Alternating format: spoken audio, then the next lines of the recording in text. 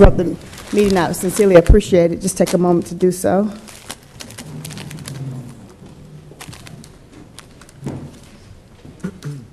If we could all stand and recite the Pledge of Allegiance together, please. Thank you.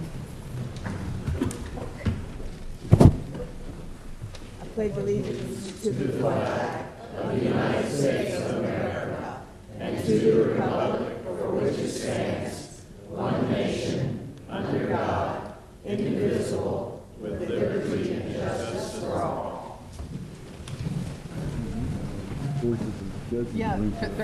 Tonight's invocation will be given by Councilman Bothwell. This last weekend, I read a powerful book about a frightening period in our history, and yesterday, I watched a metaphoric movie about the balance between power and compassion, and both stories are weighing on my mind tonight. Eric Larson's In the Garden of the Beasts offers a close-up examination of 1 year in pre-war Germany. 1933 was the year when Adolf Hitler was consolidating his power. His government began murdering the mentally ill, the physically weak, the gypsies, and the Jews. He made the claim that Germans had a right to Lebensraum, living space, or living room. His argument was that people of a superior race had an absolute right to displace people of inferior races. In 1933, the other great nations of the world could have enforced the Treaty of Versailles and stopped him in his tracks. Instead, they backed away. Germany built a huge war machine, and all of the horrors of World War II and the Holocaust ensued. The life of Pi literally begins in a garden of beasts, a zoo in India, but plays out in a lifeboat where a young man comes to terms with a tiger and with fate. Unlike the great nations in the middle of the last century, Pi faces down his personal nemesis with both strength and compassion. When he could have let the tiger drown, he chose to save the beast. But neither would he let the tiger eat him, and so found the strength to forge a truce. The tiger, for his part, could have made a meal of Pi, but then he would surely have died in his turn. We live in a complicated world. In Syria, there are reasonable people who support the current dictator, seeing the relative freedom they now enjoy for women to get an education and dress as they please, to listen to music, to worship as they will, is far preferable to the rebel forces which want to throw off the yoke of dictatorship and impose Sharia law. In Afghanistan, our war of vengeance and purported liberation is winding down in what appears to be a reversion to the pre-war normal of Central Asia. In China, American manufacturers may or may not be improving the lives of millions of factory workers, though the benefit of employment is on the one side, or the extortion of slave labor on the other. Here at home, while tens of thousands express fear of a non-existent plot to take their guns, a far more real threat is largely ignored. 64% of low-wage workers experience wage theft on a regular basis. That is, they're cheated of their rightful wages at the end of the week. An average of $51 is stolen by employers from each low-wage worker each week in America. And yet, so disempowered are those people, so fearful of losing the one bad job they have, that we hear nothing. Meanwhile, the state of North Carolina has cut funding for wage and hour enforcement. The decisions we make here in this room have neither the weight nor the reach of facing down Hitler. They don't require the courage of facing down a tiger. But they have real-life consequences, whether it's balancing the rights of a landowner against the needs of the whole community, the cost of a street vacuum versus the cost of a fire truck, the transportation needs of the working class versus the aesthetic preferences of the rich. As we deliberate tonight, let us be mindful of the garden as well as the beasts, and do our best to honor the will of the citizens who have entrusted us with their future. Thank you. The first order of business that's listed is our proclamations. And tonight we're going to recognize the Asheville High School Silso Marching Band. And they represented North Carolina at President Obama's inauguration. And they were named the grand champion of the inaugural festival. And so I want to recognize the principal, Carol Ray, who will come up first. And we'd like all band members to come up as well. We want to have you speak your name into the microphone so you can become part of our public record. But we also want to recognize all the hard work you put into actually getting to the parade, and it's an exciting opportunity to be seen here tonight, and so we invite you all up this evening.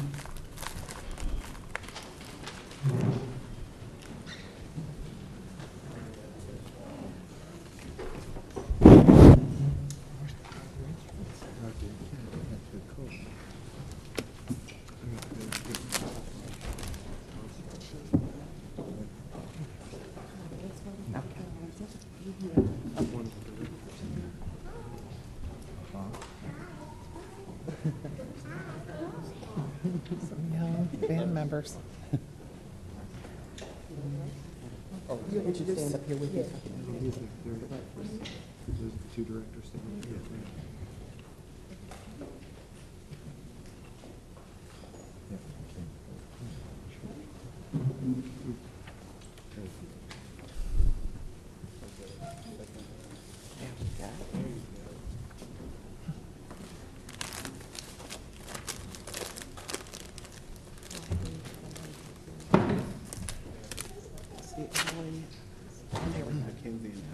There's Al. Just go right.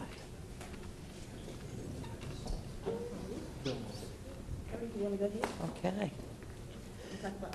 Good evening. My name is Carol Ray, and I have the incredible honor of serving as principal of Asheville High School. I'd like to also bring to you tonight, on behalf of our superintendent, Alan Johnson, message of gratitude to you as a city council. Mr. Johnson could not be with us tonight because he is in Raleigh in a meeting with, I believe, Speaker of the House Tillis. And so he was on his way back from that meeting, but he wanted me to pass to you his sincere gratitude for the council recognizing Asheville High School Salsa Marching Band in this way. I'd like to, before saying anything else, I would like to introduce to you two folks that really were instrumental in making this happen, no pun intended, for our band. And those are the directors, Mr. Will Talley and Mr. Myron Massey. And if I could allow them just to come and just say a couple of words, because that is really, with the directors and then these marvelous students who are representing our 105-member marching band, that is really where all of the focus should be tonight. Mr. Talley, Mr. Massey.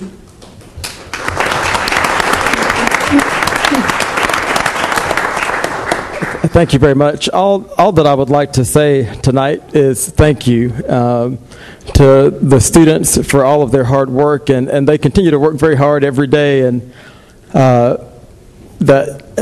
want you guys to know that does not go unnoticed. Would also like to say thank you to the city of Asheville and our entire community, our band parents, people from near and far that helped us get there financially and in other ways. To the Band Booster Board and our Booster President Melody Galloway, and to the staff again and students at Asheville High School, our administration. Thank you for making an experience possible for our students that I don't think that they will ever forget. So I really want to say thank you for that. Appreciate that.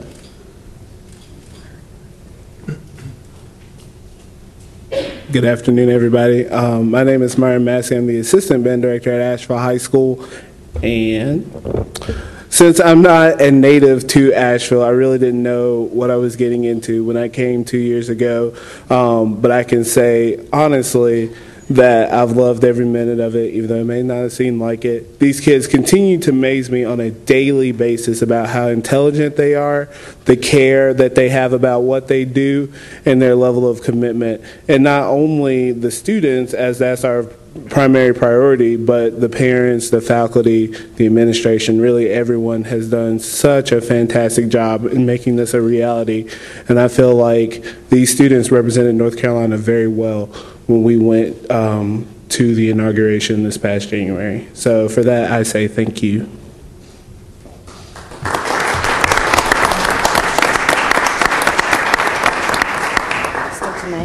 Noelle Lane. Aubrielle Wallace. Olivia Maddox. Tessa Qualvik. Emily Adcock. KJ Hassel. Tyler Hildebrand. Madison Seiler. Marin Long. Bailey Baird. John Cantrell. Andrew Leake. Elizabeth Buchanan. Sarah Smith. Nicholas Cones. Sanjay Kendria. Adrian Dunham. John Norland. Benjamin Dowd. Wiley Withers. Adam Vernon Young. Mackenzie Qualvick. Kyle Booker. Aaliyah Piercy. Francis Sherwood. Will Shearhorn. Y'all, let's give them another round of applause.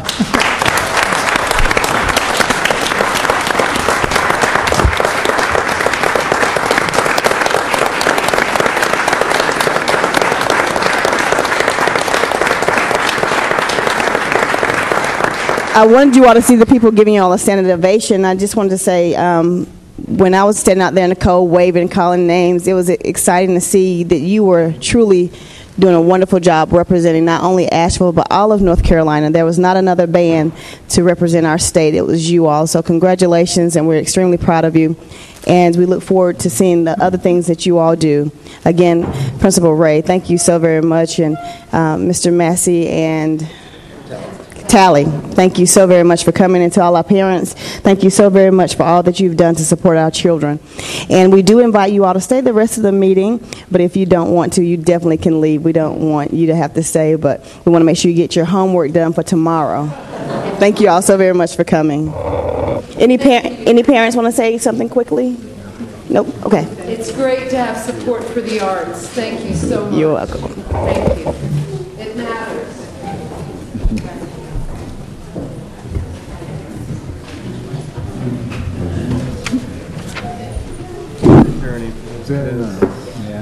Any other comments from council? Go right ahead. As a graduate of Asheville High, I felt really good to be able to say this tonight, and so thank you all so very much, and you represent our community so very well. As our wonderful Asheville High students are departing, we do want to call attention to the consent agenda, which is the next item on our docket for consideration. And I want to ask, are there any members of the community wishing to bring up any item on our consent agenda?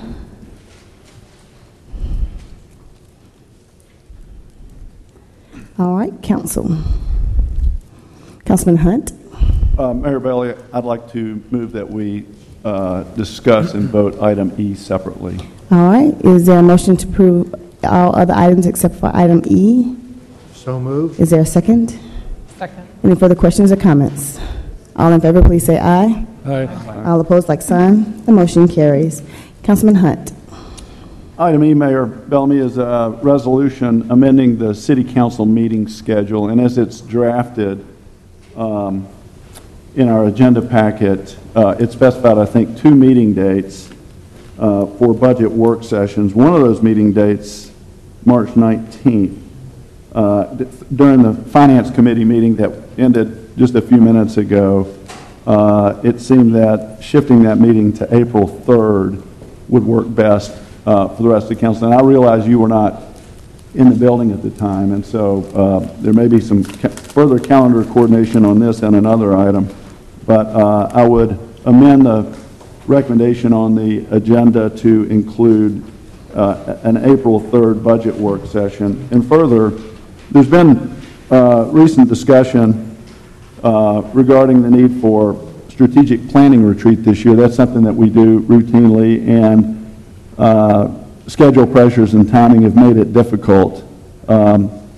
But again, during the PED meet, the Planning Economic Development Committee session and the Finance Committee session, there were a number of agenda items in those 2 sessions that related back to strategic planning and the need for the retreat, and it occurred to me, at least, and other members of council, that the strategic planning retreat would be important to have. So I'd like to move that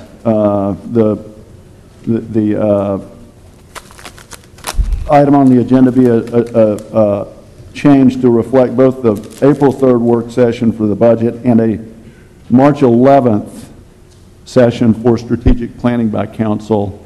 And further, the staff guidance today relating strategic planning elements to the budget, I think, is very relevant. And given the short time frame, I think that staff helping us by leading and programming that strategic council session, strategic planning session would be helpful. So that would be included in my suggested motion.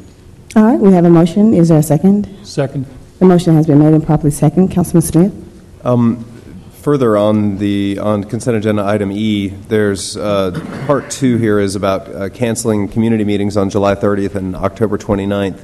And it's something that I'm open to discussion on. I just hadn't been able to understand why we were canceling those community meetings. These have been generally very successful, and there's something that, if it's the will of council, I'd like to see us be able to continue with this year. So with Mr. Hunt's permission, I'd ask for a friendly amendment to the motion to restore the 2 community meetings. That's acceptable to me. There may be discussion on several of these points. Understood. We can separate it out if need be. And I just had a question on that last item, and I'm forgetting. It seems that in July, often we cancel the second city council meeting. I remember that correctly, Maggie? It's the council meeting on the second Tuesday in July. So the first, for the first, it's already canceled. Okay. Okay. And I would speak to that in that I know it's good to do community meetings, but that's a time that staff has come off of the budget part. A lot of people are finishing up vacations and that sort of thing. So I understand why we in the past have not had meetings then, and to do a community meeting on top of not having a meeting on the second Tuesday seems, and I'm not sure how well they're attended that time of the year too. So I think there's an expense that goes with it. There's an opportunity for staff to get some time. I would be in favor of restoring the October one, but I think we should really think hard about that July one. So, and that's in thinking back to those summer meetings, those are the ones that are probably the least well attended, with the exception of the Haw Creek meeting, where there was a very kind of outstanding issue at the time that had come forward. So that would make sense if we're going to. I know that one of our community meetings, we had more staff there than we had attendees, and that's certainly not going to be the best use of our staff time and resources. So, Jan, I think that's a point well taken, and I will alter my amendment to reflect the restoration of the October 29th, but leave the cancellation of July 30th. Councilman Pelley. Mayor, I guess I'm of the opinion that the community meetings serve a valuable function, and if we skip the summer one, then we're looking at 6 months between those community meetings. I think we all agree that the meeting in West Asheville earlier this month was a big success, and that as Councilman Smith reminded us, the summer community meeting in 2010 attracted over 300 people in East Asheville. So I don't think it's a matter of that there's not interest there. So I cannot support canceling both of those meetings. Any other comments from council? I'm sorry, Councilman, did you say you support canceling both or neither? No, I think we should retain both the community meetings. They're only once a quarter, and I do believe they serve a valuable function. Since there's a difference of opinion about that, I'll withdraw my amendment and make a separate motion after the vote on the motion on the floor. Okay. I will correct a couple of things you said, Councilman Hunt. First, I was in the building during the meeting, but I was in another meeting, so that's okay, just for clarification. And second, we did have a retreat planned, and Councilman Smith worked to get it canceled, and we would have talked about partnerships, we would have talked about strategic priorities and relationships with other elected officials, but it was canceled earlier this year. So I'm happy to see that we have a change in the mood to have a strategic plan retreat, because it would have given staff a whole lot more time to get to where we are. I think is a push for staff that we're going to have a retreat on the 11th, and then have our first work session on the 12th, and so that's a little disappointing. I wish that we could have gone forward with the retreat that we had planned.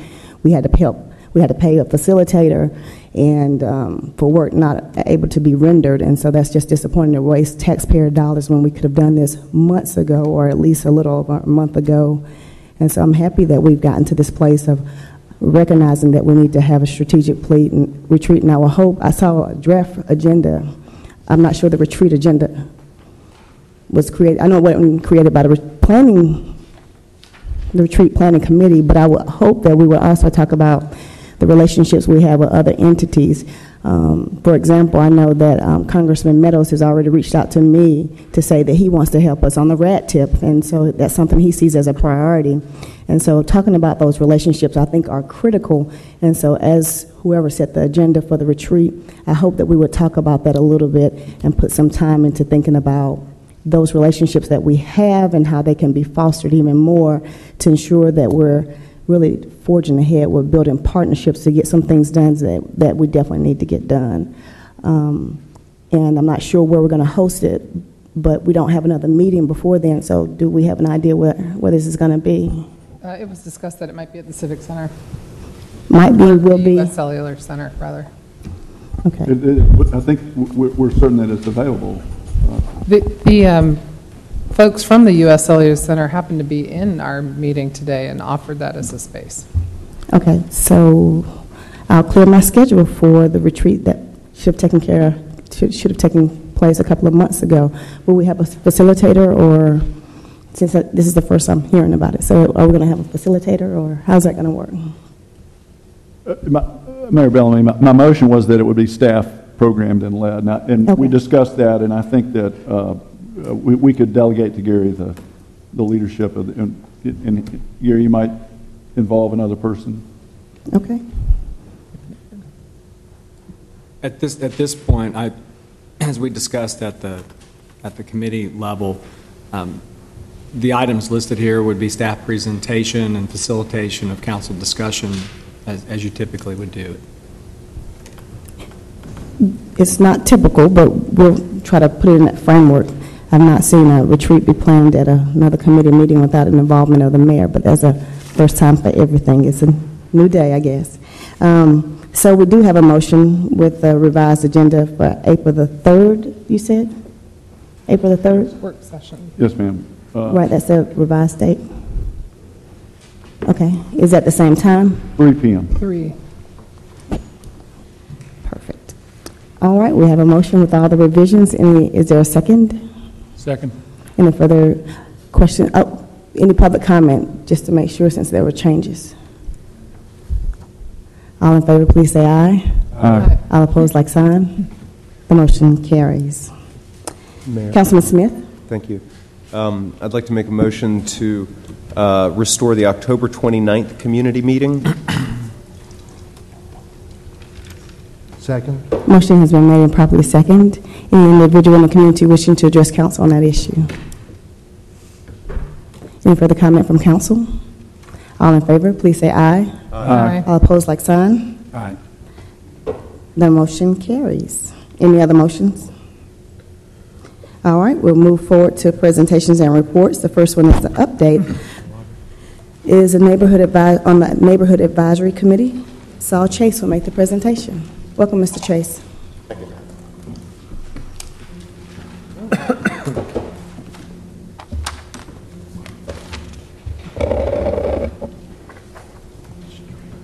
Mayor Bellamy, City Council members, Asheville neighbors.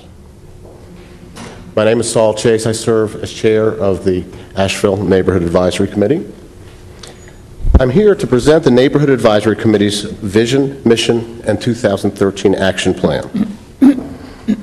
This was created by some talented, caring, and insightful people that you appointed to the first Neighborhood Advisory Committee.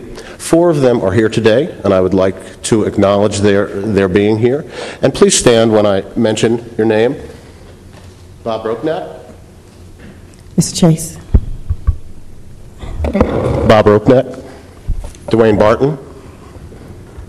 Barbara Melton. And Vice Chair Alan Eskovitz. They have done a wonderful job. Every single one of our members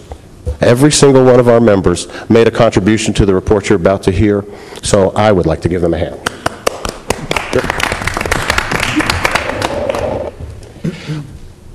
You have here on the overhead the vision and mission that was created over the past few months. For those of you in the audience, there also is an action plan that goes with this, but it is not, couldn't fit all on this one screen, so I didn't put it there, but the council members have that.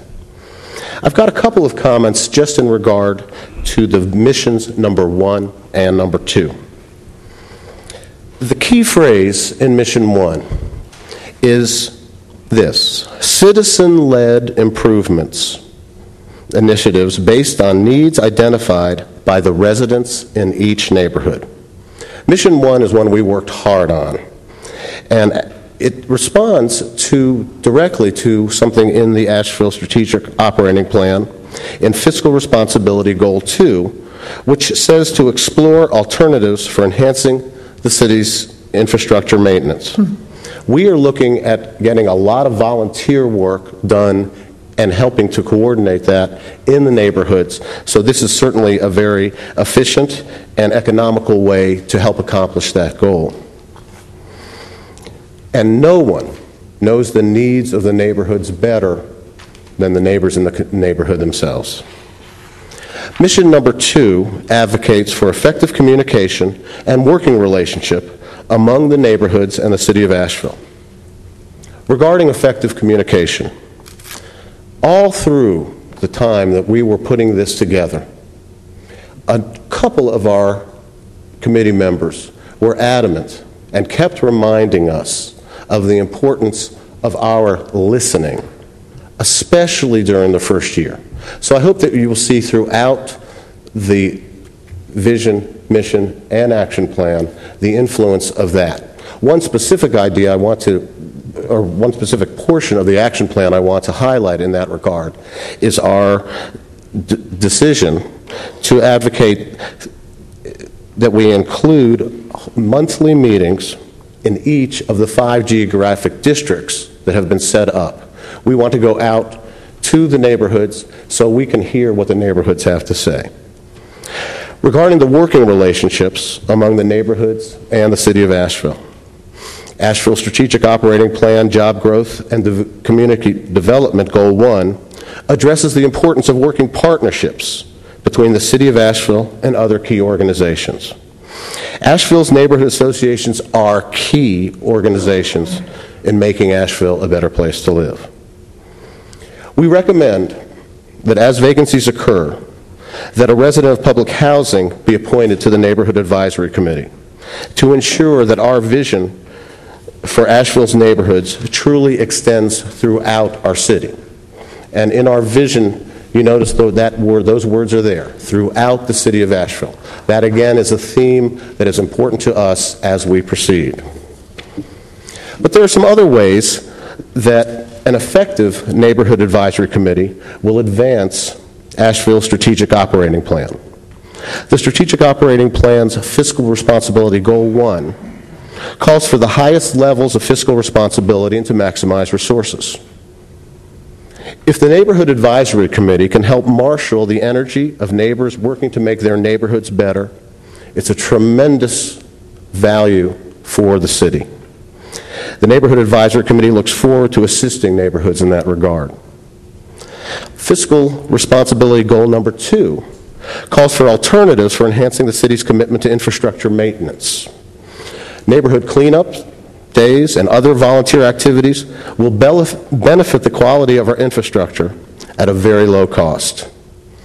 Green and Sustainable Objectives 4 of the Strategic Operating Plan advocates leasing city-owned parcels to gardeners. The Neighborhood Advisory Committee can play an important role in assisting the burgeoning development of community gardens and thereby also advancing the objectives of Asheville's recently adopted Food Action Plan. Right in my neighborhood, there's a little organization called Charlotte Got Crops, and they're doing some interesting things right right near my house. But they also called me and told me that they're going to be trying to organize a tool library. Now, I'd never heard of a tool library before, but it sure sounds like a good idea, and it sure sounds like something that could really help that food action plan. So if the Neighborhood Advisory Committee can help that good idea to spread throughout the city, and not just that one, there are lots of great things going on being done by neighborhood associations, and if we can help to let those good ideas disseminate and help organizations in neighborhoods that haven't done that before to do that, help them get started, that will be, I hope, a tremendous benefit to the city. In closing my brief statement, I hope it's brief enough. Local is a word we hear so much in Asheville because Asheville is especially well positioned to take advantage of local. Madam Mayor and council members, what's more local in Asheville than our neighborhoods? The Neighborhood Advisory Committee looks forward to promoting friendly, valued, and resilient neighborhoods throughout the city of Asheville. I look forward to hearing your comments, suggestions, and questions. Thank you. Thank you very much, Mr. Chase. Very well done. Council, any comments or questions, Mr. Chase? This was a very nice presentation, and I'm wondering if it requires any council action pursuant to the creation of the Neighborhood Advisory Committee. I know you all were to bring back this report, for lack of a better term, but if we need to go through the process of sort of formally adopting it. We would like you to do that. And of course, if you have any questions about particulars, this is a good time to talk about that. But we do think that your endorsement, your official endorsement, your vote will, to some extent, legitimize and will give a boost to the Neighborhood Advisory Committee as we get going. We haven't tried to do too much in regard to community outreach yet. We wanted you to make sure we were doing this in a way that you had envisioned, because we are an advisory committee. We wanted to make sure we're doing it in a way that you concur with, and we are really ready to get rolling once we do hear from you that this general plan is something you approve of. Then what we could do is take that, what you've given us, and get it to Mr. Oates to put in resolution form, the appropriate way to get it approved by City Council, and we can put it on the agenda as soon as staff have time to get it together. We could do that, or an appropriate thing to do at this time might be to receive the report, unless there's further work that you want to direct the neighborhood advisory committee to do. We could receive the report, and then we could process the recommendations and see what kind of. I do have one item. I think it's important. I think part of the issue that we've dealt with here recently on the Merriman Avenue corridor was the neighborhoods not being as informed about existing plans and corridor plans that we have in place. The City of Asheville has adopted over the last few years about 16 plans, master plans from the downtown greenways pedestrians. I think we need help kind of getting the word out about what's in the plans, and so maybe championing 3 to 4 plans and talking about how they impact different neighborhoods so people will know what's happening and what to expect from the city would be great. And I think that would be hard for staff to spend time going to each neighborhood to talk about, have you looked at the Greenway plan and how it impacts your community, or the pedestrian plan? And I would want you all to consider helping us spread the word so there can be more information. Even with the downtown master plan, it's really form-based codes putting into action. And I don't think a lot of people understand what that means. And I know Ms. Milton helped create many of the plans that I'm talking about, to be honest. And so just spending time choosing 3 to 4 plans to kind of get that information out to our citizenry. And as you're going out, especially number 3, to strengthen neighborhood associations and organizations to support the formation of new ones, if they could understand, hey, the City of Asheville has a plan for your community when it comes to pedestrians, this is what they're working on, this is how it works with the budget, I think it will help us. And I just don't believe we have the staff time to really get down to the base level of asking questions. And so I would love for you all to just choose 3 plans, whether it's the pedestrian plan, sidewalk plan, the greenway plan, downtown master plan, because if you're going out and you're already talking to our community, it would be great to go and help us build more informed citizenry about the future of our community. I certainly think that can be done. In general, I certainly see our role, and I think the rest of the committee agrees, that we are a liaison between the city of Asheville and neighbors, yes, sir. both going in both directions. And if we can help facilitate that communication, there's a lot of communication in this city, and people like to talk. Yes, and if we can help get that relevant information to the neighborhoods, we really do see our role as grassroots. We're about neighborhoods, and that.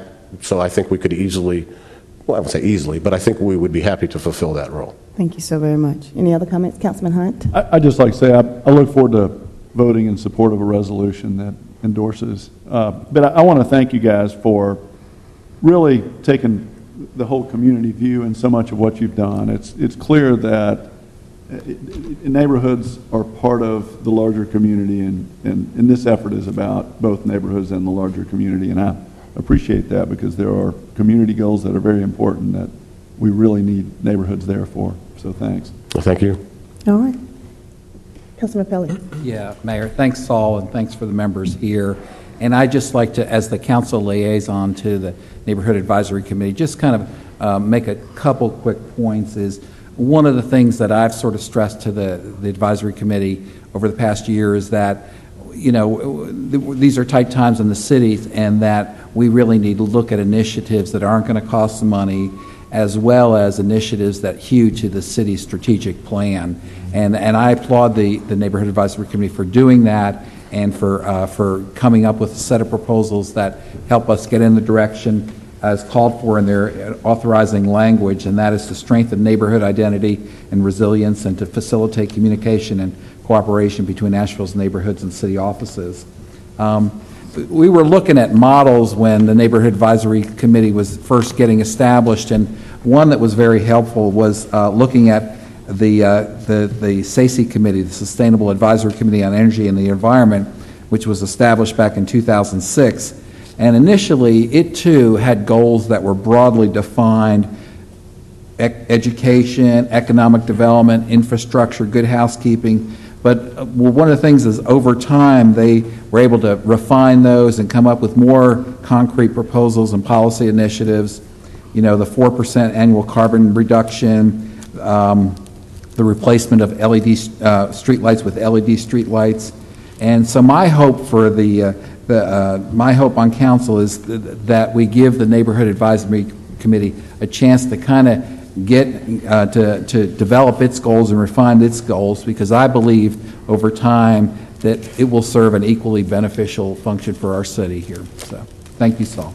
Thank you. Thank you very much, Mr. Chase. The next update is going to come from Norris Ordinance. The next update will come from the Norris Ordinance Appeals Board. Ms. Brenda Sears will make the presentation to City Council. Welcome, Ms. Sears. Greetings, Asheville City Council and Mayor Bellamy. My name is Brenda Sears. For more than 10 years, I've been employed as the Supervisor of Animal Services for the City of Asheville. I'm among 3 city staff and 2 Asheville residents serving on the Noise Board, as well as 1 city staff and 1 resident serving as alternates. City Attorney Kelly Whitlock serves as advisor to the board. This year, I was elected by the board to serve as the board chair. I come before you today to provide a brief summary of the activity of the board in 2012. Last year, the Noise Board heard 8 cases, the majority of which involved appeals of civil penalties issued by police officers.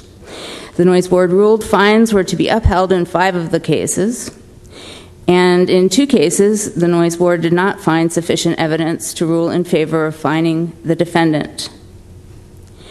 In 1 case, the Noise Board voted in favor of a continuance. The complainant satisfied that the defendant was satisfied with the defendant's remedy and later withdrew the complaint prior to the next or the new hearing date. In 2013, the members of the Noise Board are newly appointed and eager to serve. Whether hearing citation appeals or weighing the evidence of complaints brought by citizens, the objectives are the same. The Noise Board strives to raise awareness of nuisance noise to preserve the quality of life in Asheville. That's the bottom line. When merited, the board impartially issues or upholds civil penalties in an effort to provide the motivation needed to achieve voluntary compliance with the Asheville Noise Ordinance. Having been involved with the Noise Board for many years, I can assure you that having this tool empowers residents of our community to put in motion a remedy to a problem, even when conventional methods fall short of their expectations. This is especially true when residents are the primary or even the sole witnesses to a reported violation. As such, the Noise Board constitutes a valuable resource, and we thank you for this opportunity to serve. Thank you. Are there any questions? I was just wondering if you could reflect for a moment. You know, we went through a process here and changing the noise ordinance and trying to get that to be a more effective tool, and I'm just wondering if you could reflect on that for a moment. Yes, sir. I think that the revisions were very appropriate. They were added clarity to the language of the ordinance without sacrificing any enforceability, so they're working well. That's good news. Thank you. And has there been any change since we've adopted that ordinance? Have you had to, I know it's a brief time now, but have you had the opportunity to review the ordinance and to actually apply it? Yes. Not really sure any of the specific language has come into play, but we're looking forward to it being an even more powerful tool with the new language. We're very hopeful of that because I think we've placed a lot of confidence in your committee to do that work, and I think that's we're very pleased that you're there and appreciate the efforts of the committee. Excellent. All right, any other questions? Thank you very much. Thank you. Okay, our next presentation is from the Mayor's Committee for Citizens with Disability. And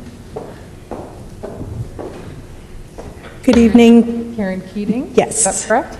Yeah, that's correct. Thank you.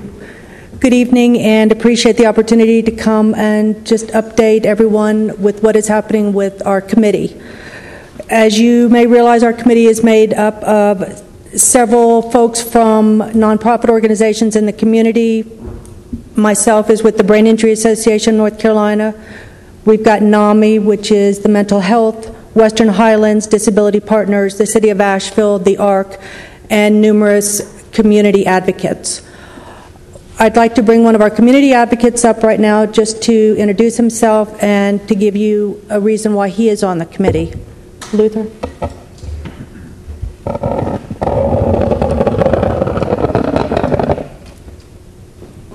Well, I hope you could hear me from here. I'm Luther Smith, and I moved here from Olympia, Washington in October of last year. And I've sought to continue my disability advocacy in the best way I could. And Karen was good to give me an opportunity with her committee. I'm glad to see that you all have a Mayor's Committee on Disability Issues.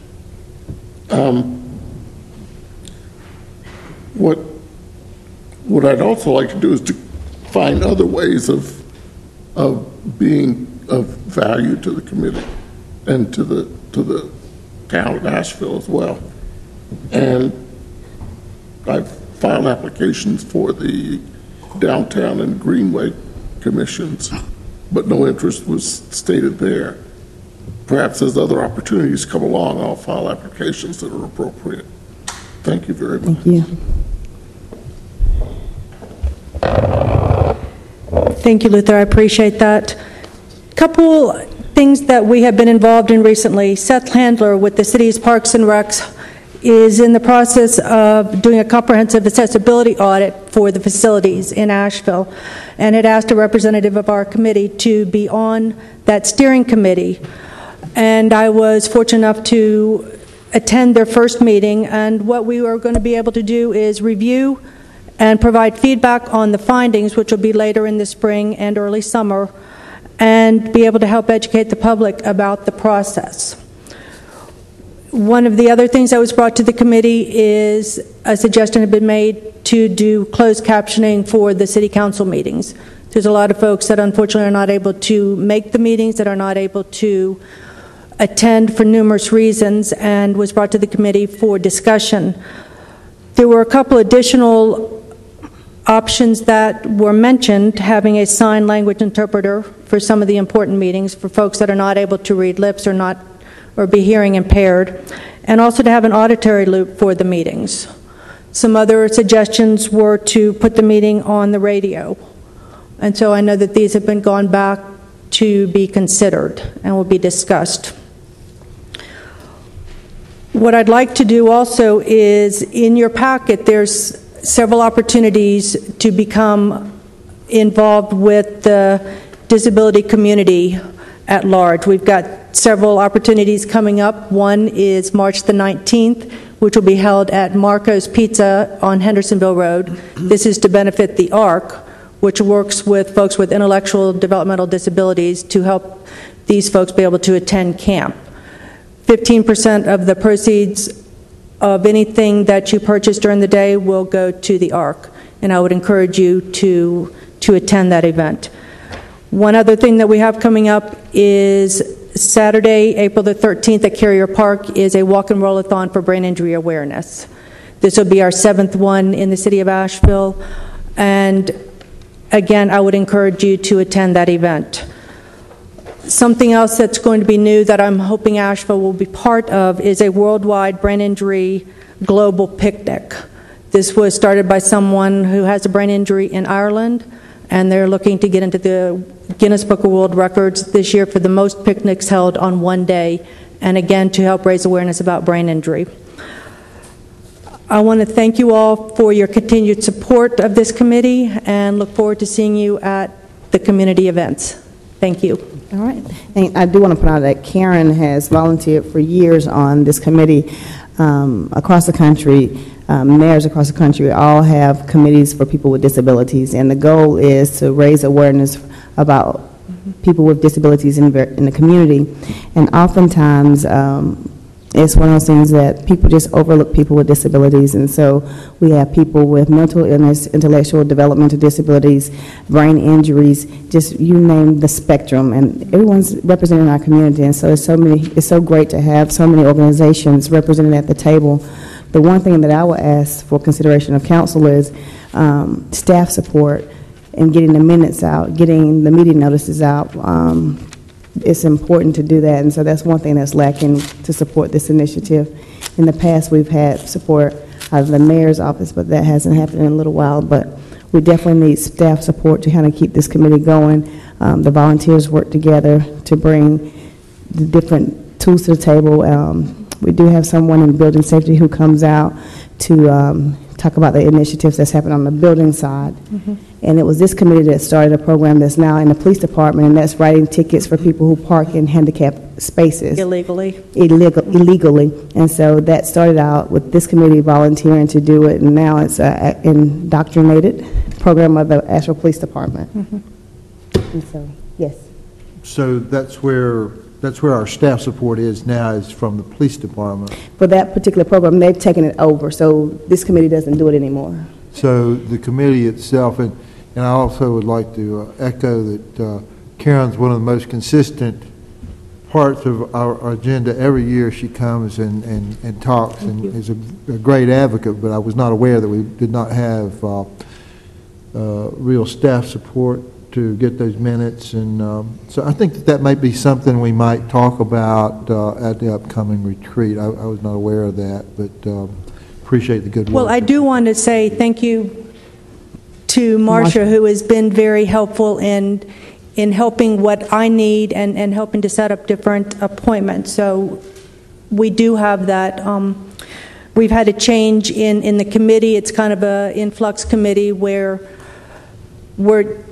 people kind of come and go based on what's going on with their life, and because it is all volunteer, people have different things going. But I believe strongly in this committee. I believe that this is something that we cannot let go aside. And I think, hearing about the Neighborhood Advisory Committee, would love to see us work together with them. How can we make stronger communities and more inclusive? And and make sure that everybody has what they need to enjoy life, because that's what it's all about. Councilman Smith? Thanks so much for being here and updating on this, and thanks, Mayor Bellamy. You've been a great advocate for folks with disabilities across the community for years, and something that you were talking about during your update is something that I'd like to see come up at our retreat, is around broadening those communication efforts to make sure that these meetings are accessible to all the members of our community. And so I'd just like to echo that recommendation and see where we can go with that. And yeah, let me know when the picnics are. I love a picnic. We'll definitely do it. Thank you. We ought to do one on the Okay, thank you so very much. Council, next update is from Water Resources. This is a sad one coming up, I tell you. This is Phil's last one. He leaves officially on Friday. Phil has accepted a position with Estates Park, Colorado. And so he's going to work in the planning department there and make that community better and stronger using that MPA he received from Appalachian State. And so we're excited about that, and we wish you well, but it's unfortunately you're leaving our community. You have been a great asset, and so it's a pleasure personally working with you over the last few years through the mayor's office and getting the updates here as well. It's certainly bittersweet, and I've enjoyed my time here, and I appreciate everything Council has done. My presentation will be brief tonight. I know you have a number of presentations to get through tonight. It will begin with the ongoing good faith negotiations with MSD, specifically to their board meeting last Wednesday, the 20th. City Council, as background, City Council did receive a proposal from MSD in December relating to a water sewer merger. As a good faith response, the city replied with the proposal suggesting that staff from both organizations meet to identify areas for implementing shared services. During the 20th meeting, the MSD board discussed our proposal. No vote or motion was taken on the item at the meeting.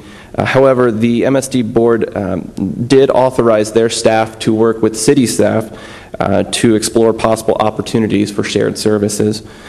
During this meeting, towards the end of it, there seemed to be particular interest in healthcare savings to the MSD board.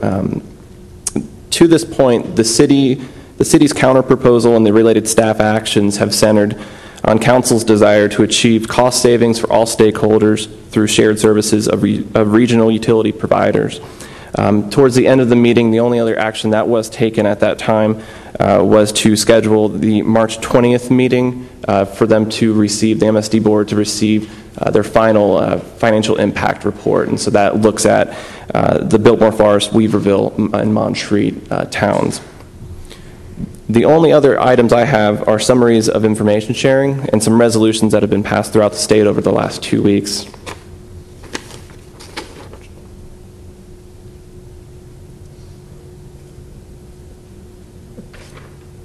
To summarize the information sharing, nothing has been requested from the city in the last 2 weeks.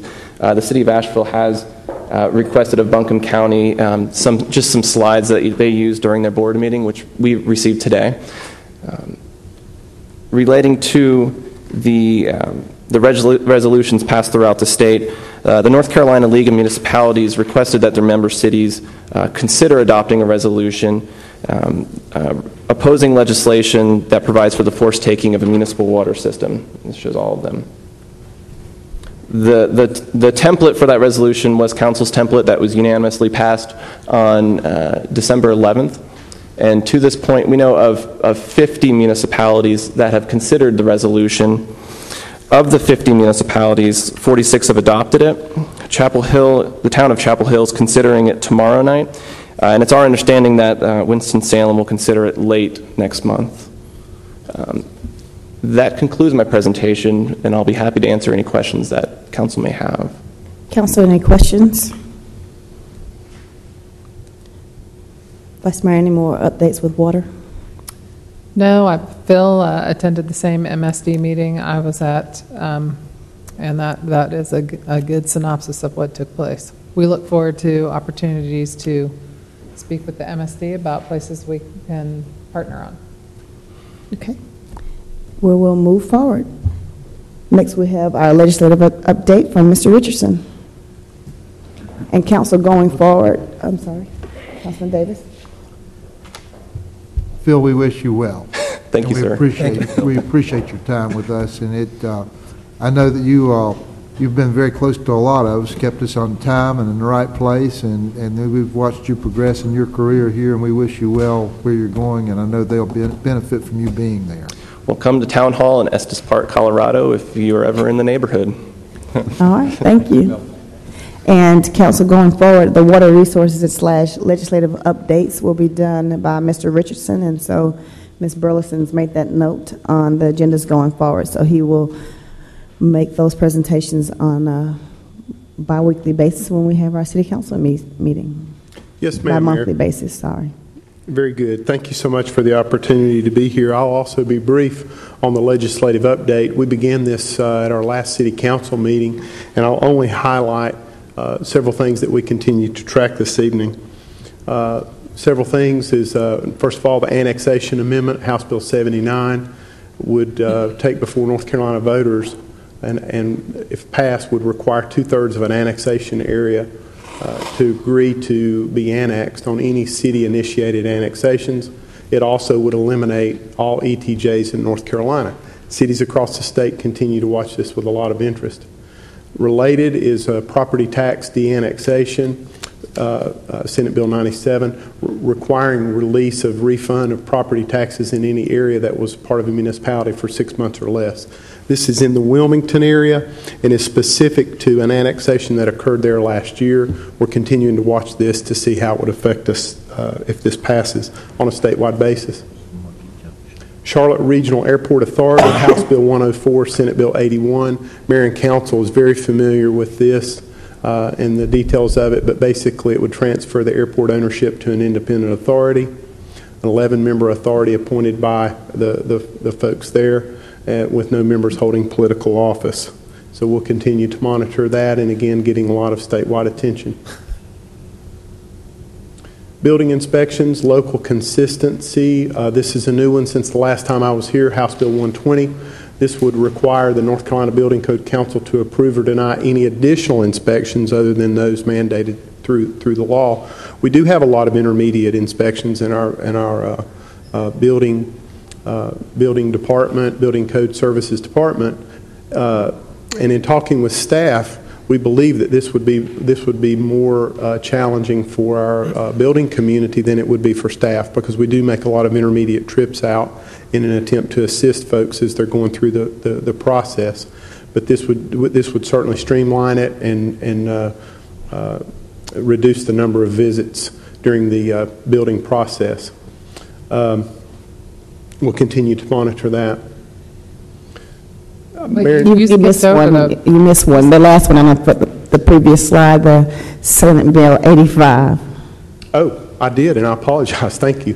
Senate Bill 85, ordinance first reading. It requires councils to wait 7 days after public hearings to vote on the matter, and I apologize. And Bob, I can't remember if you and I have talked about that. I thought we did. Would you like to say something about that? We haven't talked about it, but I'm familiar with the bill, and that it does a couple of things. In addition to what Mr. Richardson describes, where you hold a public hearing but don't vote on the same day that you have the public hearing, you have to wait at least 7 days. Some cities do that anyhow, so that's not a big deal. The other change that would make, I may not be able to explain this exactly right, but you all are aware that there's a requirement for a second reading if a matter fails to get a 2/3 vote of council, and I think that that this bill would affect that requirement as well. Thank you. Thank you, Bob.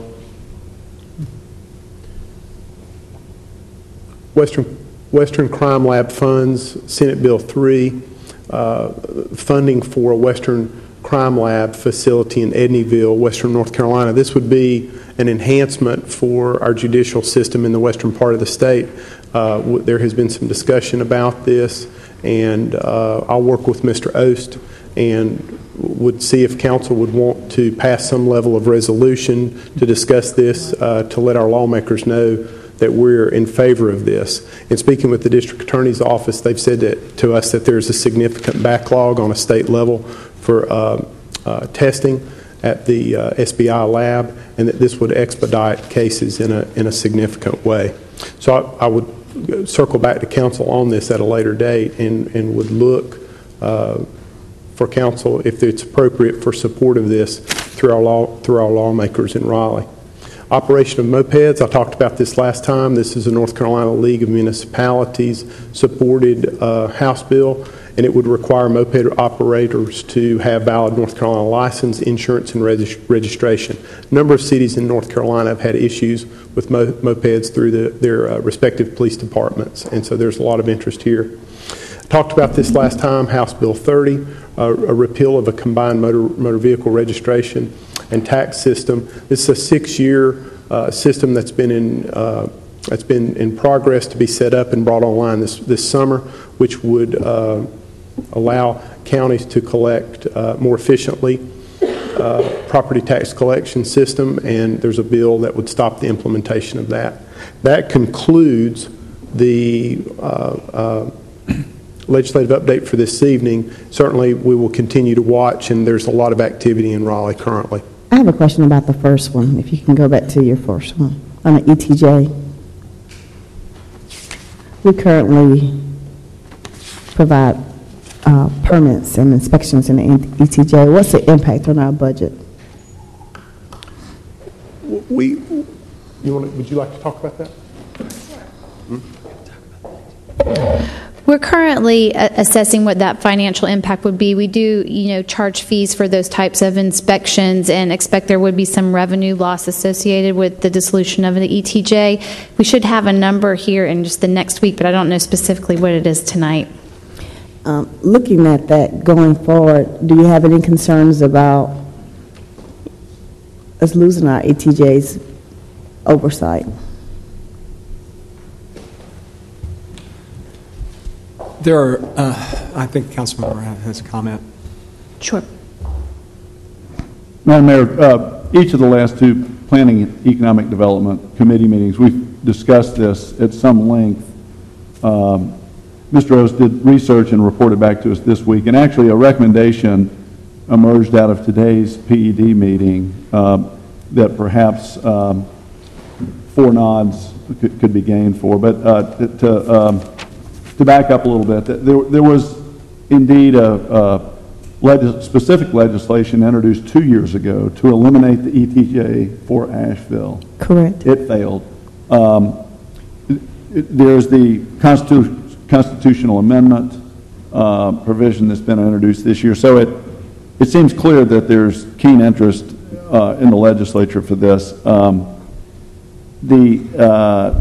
know that some members of council have had discussions with individual members of the county commission about the way this might play out, and there's a strong sense, I think, among several folks who have discussed it, that it might be best to have a local government discussion between the county and the city about the various pros and cons that might come with elimination of the ETJ. Perhaps the city and the county should consider working together toward looking at reducing or eliminating the ETJ on terms that are acceptable. And I think it's important to reflect for folks that are not real familiar with what's up with ETJs. The extraterritorial jurisdiction is authority that municipalities in North Carolina have had for several decades. It started decades ago at a time when most counties did not have zoning ordinances, and also at a time when annexation was a norm for municipalities expanding. Those two key drivers for creation of ETJ are essentially gone now, and at least in Buncombe County both are true, because the county does have countywide zoning. So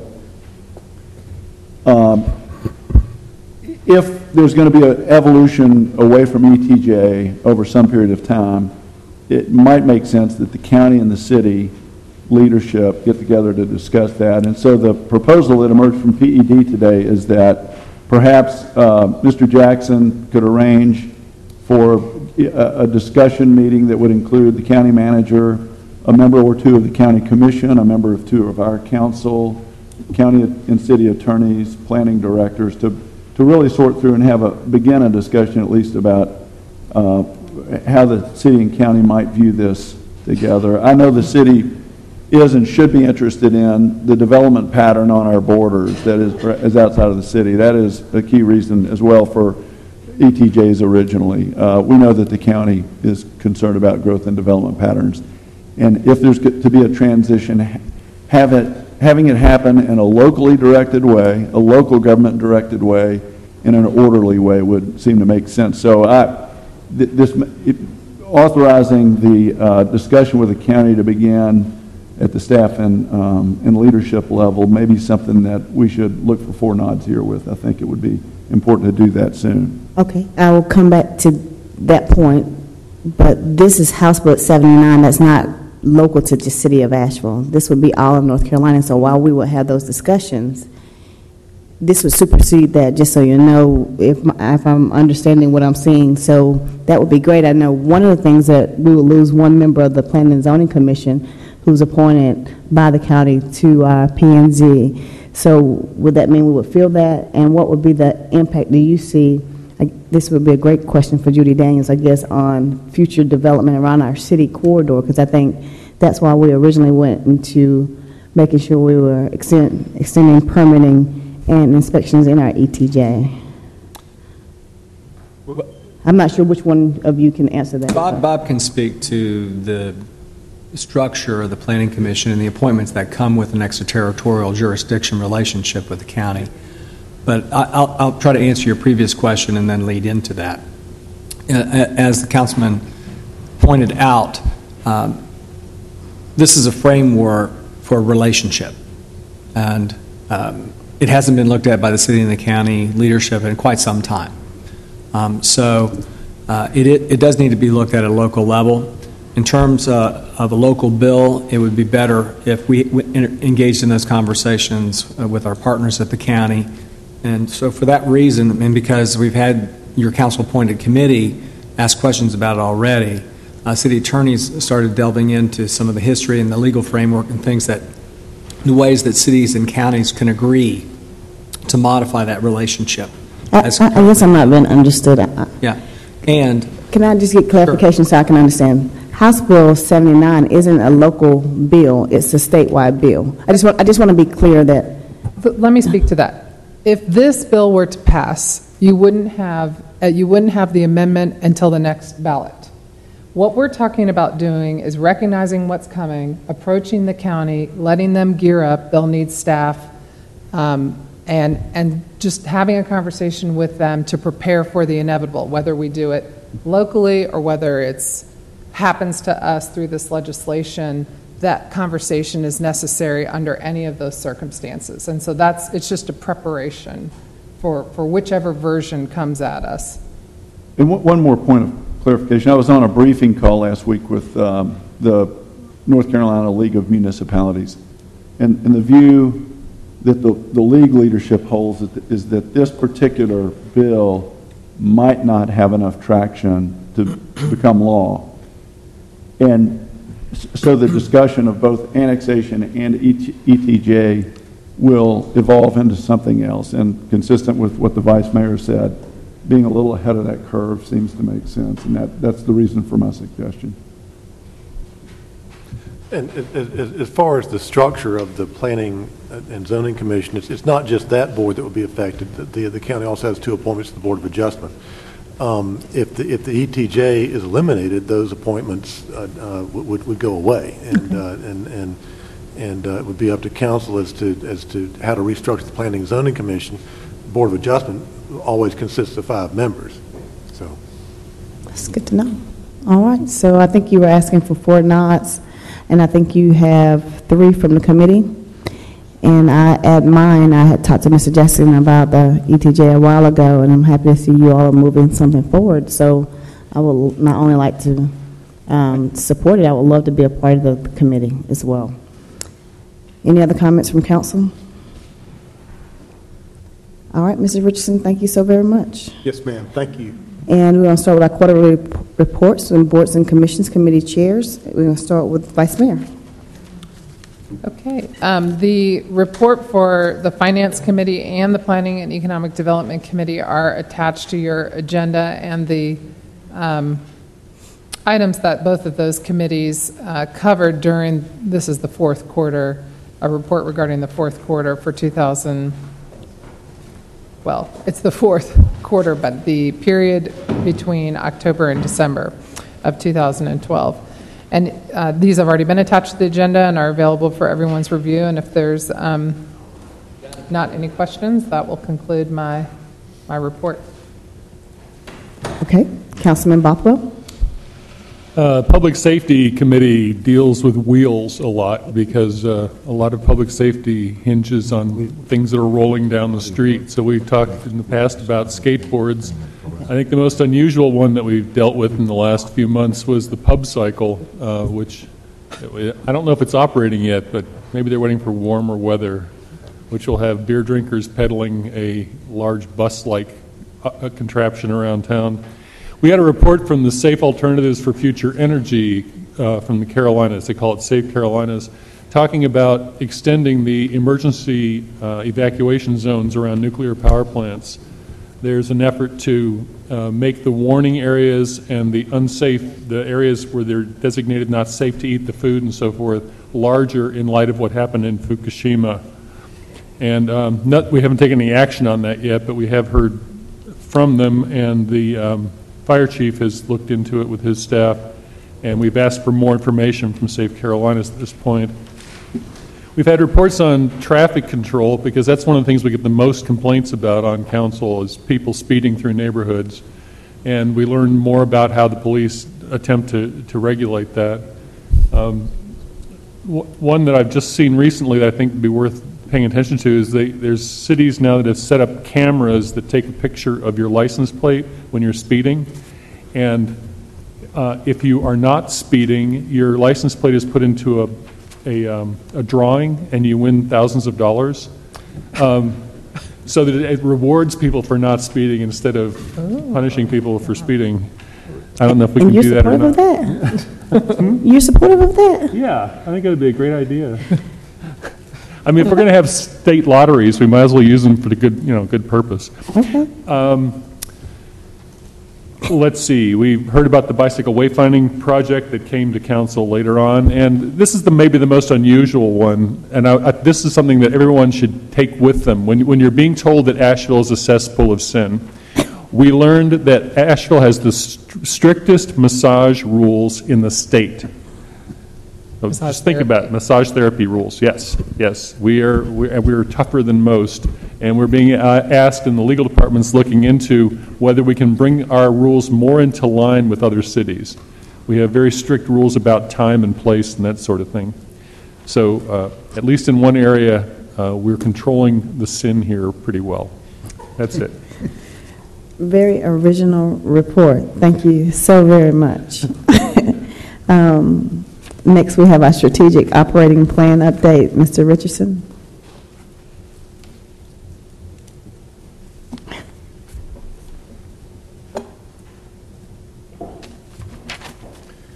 Good evening again, Mayor, members of council. Again, thank you so much for the opportunity to be with you this evening. This is our mid-year report, 6 months into our fiscal year, 12-13, and I'm so excited to be here tonight to put before you some of the collective staff efforts that are going on across the city of Asheville.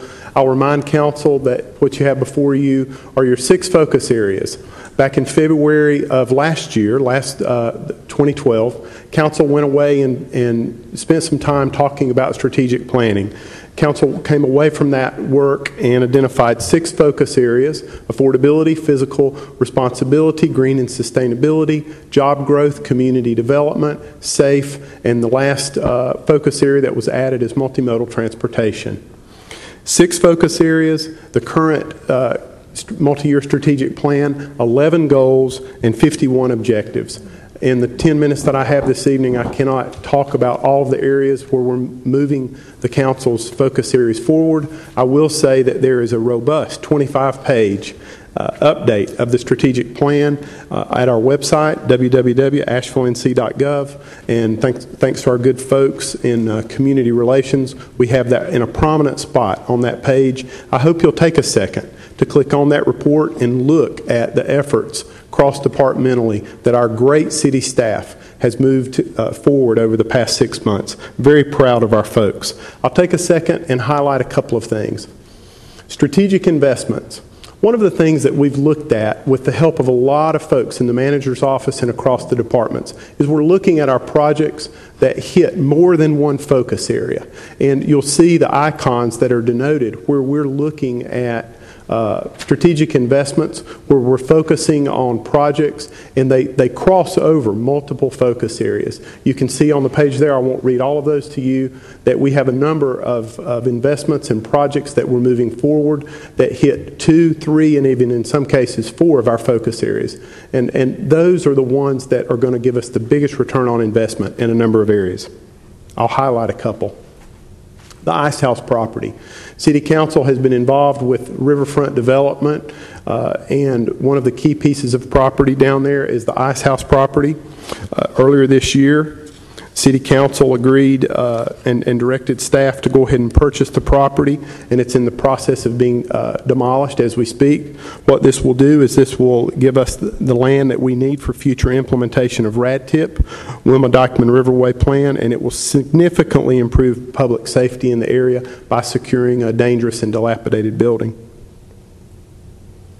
Other strategic investments in that same area, this is New Belgium. And again, we've had a lot of attention on New Belgium over the past year, but in the last 6 months, the plan has come to reality. City staff have rolled their sleeves up and worked very hard with the new company coming into Asheville, the residents in the West Asheville area, and we have worked hard as the brewery announced plans for the $115 million plant.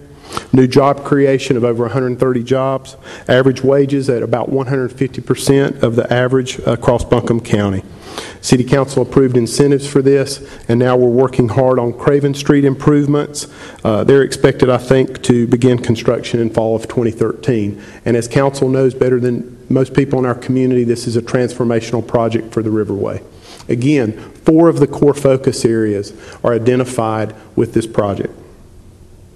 Eagle Street Market Development, right here off the back side of our municipal building and very close to City Hall, another transformational project where a lot of funding partners, 3 core focus areas, and this project is receiving funding. It's getting low-income housing credits, home investment partnerships program, state tax credits, Section 108 CDBG funding, and other state, city, and county loans. Our strategic investments, and we had a good time with this slide, we identified some of our key partners in this community. Mr. Jackson and I have talked about this recently over the last few years, and cities are trying to identify themselves more as a hub on the wheel and not in the middle of the spokes, but rather one of the spokes. And the key partnerships all denote community progress, and those are several of the emblems representing some of our key community partners that we enjoy so much. The power of our partnerships as it relates to taking our money and stretching it forward. These are 4 projects that I just pulled in a very short period of time. The Eagle Market Street, city funds 1.8, other funds about 9.4 million. Go down the list, you see our partnership with our public housing partnership that the Asheville City Council approved several months ago in our public housing areas. We're focusing on high crime areas, and we want these areas to become better places for our citizens to live. And again, the investment is $70,000 to almost $400,000 of non-city money. Azalea Road, Lake Craig is an infrastructure project that involves a dam, a roadway, realignment, and it's going to make that area a much nicer area for citizens who live and drive in that area. And finally, the U.S.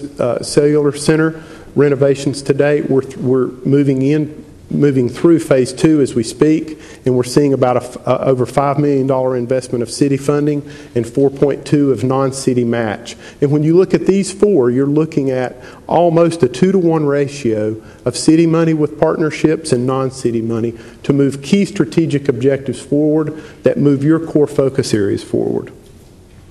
Organizational efficiencies. I've talked about our external projects and our community partners, but how about our great city staff with our organizational efficiencies? I'd like to talk about several of those. The first being our LED streetlight program. The LED streetlight program, we're in the process of implementing the final phase of the Green CIP to conclude the LED streetlight program. In the first full year of streetlight installations, the city saved $46,000 and avoided spending $84,000 in electric cost. Again, a part of our energy reduction strategies. Internally, and you may say, I'd like to explain one that's a little less money, but it's still, to me, it's very significant. Fire department video training systems.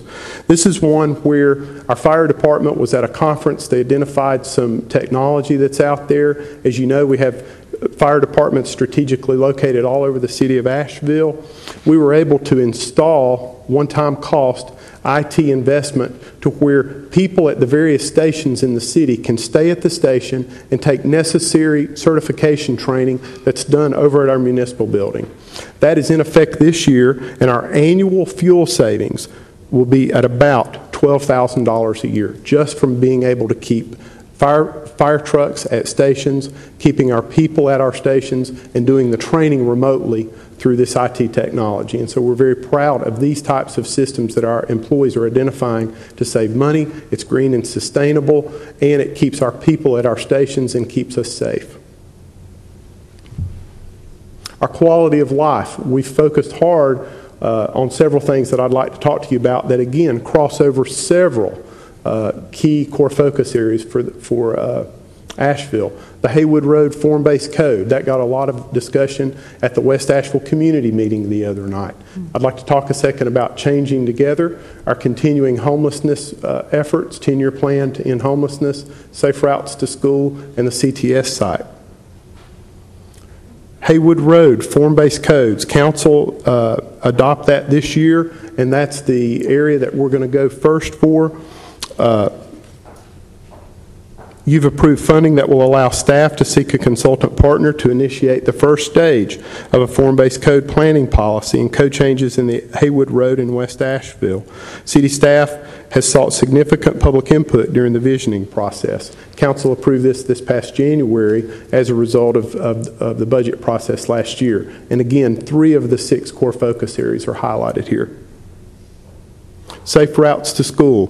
This is the Emma Road sidewalk. This is just outside of the city of Asheville. Another key partnership, and again, much needed sidewalk near a school, and 3 of the 6 areas are noted here. And what did we leave out? We left out safe. And so that's an area that we didn't identify, but sidewalk connections near our schools certainly increase safety. Changing Together. This is a program that is a part of our Governor's Crime Commission funding. Asheville is a city that has been targeted in our 3rd year of receiving this funding. Our Changing Together project impact from 2011 until the present.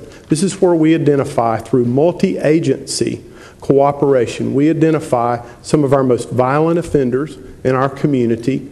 We invite those offenders to come in and to talk to a number of people representing a number of agencies. These are people that are representing federal, state, and local law enforcement, our judicial system, and our resource providers in our community. And we try to convince these people to change their life, to basically turn around their habits and to come forward, step forward, accept resources, and to turn it around. Thus far, since 2011, we have brought 57 violent offenders in to go through this program. 36 of the 57 have accepted our invitation, and 30 out of the 36, no new charges since the time that we brought these people forward. And these people are brought in and told basically that we have a very seamless judicial system. Our law enforcement agencies are cooperating. We're going to offer you resources. We want to help turn you around. And if you decide to ignore our pleas to help you, then the next time that you commit a crime, it's going to be a trigger crime. There's going to be a high level of coordination, and we're going to focus our efforts on doing what we can to remove you from the community. Excellent program. It's in year 3, and it requires a lot of cross-community partnerships. These are our Changing Together partners in our community. And again, it's federal, state, and local law enforcement, our judicial system, our resource providers. I'm very proud that the City of Asheville is a leader in trying to provide community safety. Finally, I'll end with our culture of leadership. Our workforce, and I've bragged on them several times, our workforce is our most important resource in city government. And we're working hard to develop our workforce. We are devoting a significant amount of time. 84 people have gone through and completed a series of leadership classes called Culture of Leadership. You see our city manager here. We have several guest speakers that come in. These are classes between 15 and 25 people. Our executive team is bought into this program, and we're trying to use this as an opportunity to cultivate our workforce and cultivate our talent. Finally, again, bragging on our workforce, Scott Burnett is pictured here with local United Way and state United Way officials. I think we're going to have a formal celebration in April and ask our United Way to be here. But in the fall of this year, Scott and a team of staff led an outstanding United Way campaign where our giving went up from last year. We had our highest level of giving in over 3 years, and I think it speaks well to our city employees' commitment to this community. That concludes the mid-year update. If you've had a chance to look at our strategic plan, I'll be happy to try to answer any questions you may have, and certainly, again, appreciate the opportunity to highlight some of our efforts over the last 6 months. Mayor, thank you so much. Thank you so very much. Council, any comments or questions? Comment? Yes. I actually read the 25 or 6 pages this morning, and I thought it was outstanding. It really, staff did a great job putting it together in a way that you can relate it to what we're doing. Thanks. I concur. Any other comments from council? Thank you so very much, Mr. Richardson. Council, we have an update on our financial report. Mr. Tony McDowell will make the presentation. Welcome, Tony.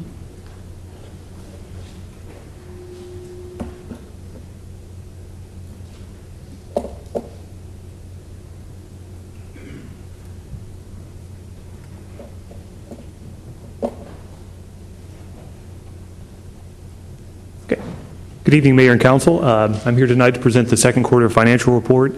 Attached to your agenda tonight is the full report. It's a 14-page robust report, and it highlights everything from our general fund to our enterprise funds, as well as some of our major capital projects. So if you have specific questions about those, I'd be happy to answer them. We do have some high-level summary information to share with you. As usual, we have our color-coded dot system to update you on some of our major revenues and expenses. In the general fund this year, as I come to you with the second quarter report, a lot of the information that we have now is based on data we're seeing in this current year. When I came to you in November with the first quarter report, as I mentioned then, a lot of that data was based more on trends that we had seen last year as opposed to things that were really going on in the current year because it was so early in the year. But at this point in the fiscal year, we've gotten some additional information, some very important information about some of our revenues that helps us firm up some of our estimates for the current year and work through those as we go into the budget process for next year. One of those key pieces of information is the property tax data. And every January each year, we receive from the county tax assessor our official tax-based information for that fiscal year. We've received that data this year, and I can report to you all that our tax base for the current year grew by 0.6% compared to last year. That growth rate is still down from what we had seen prior to the recession when we were seeing 2 to 3% growth each year. Based on that information, we've downgraded our property tax revenue estimate slightly.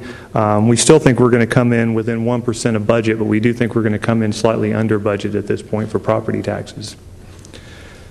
Another key piece of information is our sales tax data, and we have upgraded our sales tax estimates for the current year. We now have 6 months worth of data on sales taxes, and they are up 6.3% compared to last year. We do not, as of yet, have the December sales tax information. That won't come in until next month, so we'll come back and update you all at that point once we receive that. There are some indications that December revenue was not as robust as it had been in previous years, and some research at the state level is indicating that second quarter or second half of the year sales tax growth may be slower than what we saw in the first half. So we'll keep an eye on that for you all. As far as intergovernmental revenue goes, we still are projecting we're going to come in under budget on state utility taxes. It's been a fairly warm winter so far. That is a revenue that's that is affected by warmer winters and cooler summers, and so our revenue is down there, and we're down about 5% this year, even compared to last year. So we think we're going to come in under budget there. On the expenditure side, in the general fund at least, no real changes from where we were at in the first quarter.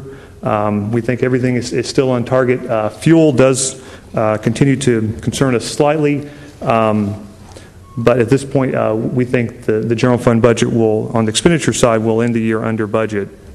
And we believe that between our revenues and expenditure estimates for the current year, that our fund balance in the general fund will be maintained at approximately 15%.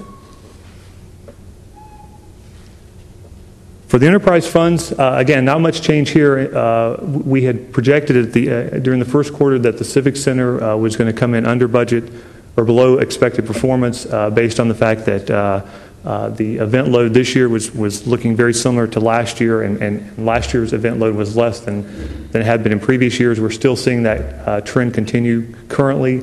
The one update here, the one change is in the transit fund. Each year during the budget process, we estimate how much revenue we're going to get from the federal and state government for our transit system. And those truly are estimates. We don't know at the time exactly how much those reimbursements are going to be. As we've moved into the fiscal year, we've gained some additional information, and we think those revenues are going to come in under budget by about $200,000 in the current year. So we will continue to monitor that. The transit expenses are expected to come in right at budget, so there is the potential there that the transit fund could come in under or could come in below expected performance at the end of the year. And finally, just to highlight for you all some of the key upcoming dates, and some of these have changed based on actions from today. At today's Finance Committee meeting, the committee reviewed the proposed fees and charges for FY13. Those fees and charges will be coming to the full council for approval at the March 26th meeting. There are going to be two council budget work sessions, one on March 12th and the other one on April the 3rd. We will then come back to the Finance Committee for one final review of the budget on April 9th before it's brought before the full City Council on April 23rd. A public hearing on the FY14 budget will then be held at the first meeting in May. And our anticipation at this point is that we'll be adopting the FY13-14 budget at the last meeting in May, and also presenting the third quarter financial report for this year as well. So with that, I'll be happy to answer any questions you might have. Any questions from council? I have one Councilman question, Smith? Tony. Thanks for the presentation. In regards to the gaming revenues, as they continue to work legislatively to find a way to do away with those machines, what are the expectations going forward this year, whether those revenues are going to keep coming in or whether we can expect them to disappear? Well, you're right. There's a continuing battle, for lack of a better term, between the continuing competition between the legislation and the technology that keeps the games one step ahead of it. But I think that as long as the games exist in some form, we can continue to collect revenue from it. I'm not aware of any attempts to try and limit our ability to do that, but that's always a possibility. I would just, if I could just add, there is quite a bit of tax reform legislation under consideration, and they are making it very clear to us that they're not going to hold municipalities revenue neutral through that process. So anything that is a source of revenue enabled by the state legislature is under review. So going forward, there's a really great deal of uncertainty going into this budget process. I've been telling people that we're going to need an abacus and a slide rule to get through it. because of all of the various layers of uncertainty, and it sounds like that's what you're speaking to. That's true. The revenue from gaming operations is not certain, and it hasn't been for a long time, but we're taking advantage of it while we can. Yeah, and we have, in the current budget planning for FY 13-14, we're not counting on any revenue from gaming operations. Okay, thank you. Any other comments from council? Thank you. Ms. Yeah, I have a quick one. I don't know if you're the person to answer or not. Is there any, are there any guesses why the parking revenues are dropping or below target?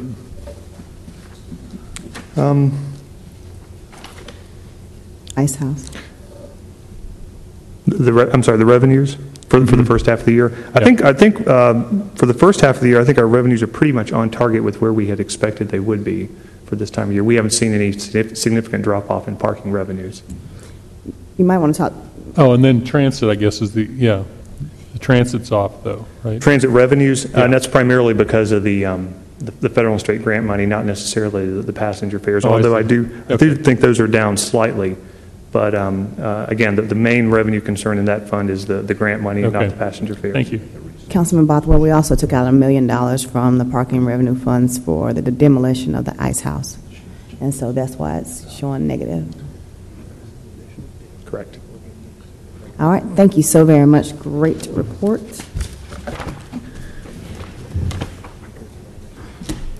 We have our public hearings. We have two this evening. The first one is a public hearing to consider rezoning 152 Montford Avenue from RM8 residential multifamily medium density district to neighborhood business district. Blake Esselton will lead us through this process. Thank you and good evening. The subject property is located at the corner of Montford Avenue here and West Chestnut here in the Montford neighborhood. Often at the beginning of a presentation, to orient the audience, we will mention nearby landmarks. In this case, the property itself is the landmark. This is a distinctive building with an unusual facade. Until very recently was the Pentecostal Tabernacle Church. A little bit more history on it. It was built sometime before 1907. In the first half of the 20th century, it appears to have been a general store and a dry goods store, grocery store. And second half of the 20th century, up until this past December, was a church. I did want to correct one thing for the record. In my staff report, I identified this property as possibly vacant. I learned today that it is in fact inhabited. And the applicant's request here is to rezone the property from RM8 to NB, which is neighborhood business. NB, the neighborhood business zoning, was created for this type of location in a neighborhood. As I mentioned, the property has a history of having been used for commercial purposes. It's at a prominent corner. The neighborhood business district allows for lower impact uses. It would allow for a restaurant, retail, office, for example, but examples of types of businesses that would be allowed in other commercial zoning districts, but not neighborhood business, would be banks, clinics, and funeral homes. All the zoning around it is RM8, so one might ask if this would be characterized as spot zoning, but this map of the Montford Avenue corridor, the subject property is here with a red star. You can see there's also a very small neighborhood business zoning district here. That's the 9 Mile restaurant, and there's a store there as well. This is the Todd's Tasties, again, another instance of a small neighborhood business zoning district. Depending on what use is ultimately selected, again, this is a standard rezoning, so no use is specified. There may be challenges with providing parking and providing for the landscape buffers that would be required between the commercial zoning and the adjacent neighborhood, the adjacent residential zoning. The ways that those would be resolved are very dependent on what type of use is applied for. In fact, if it were to continue as a church use, as it could under this zoning, depending on the extent of the improvements to the building, very little might have to be done to the site. Staff has received about 10 communications on this, most of them having been neutral or positive.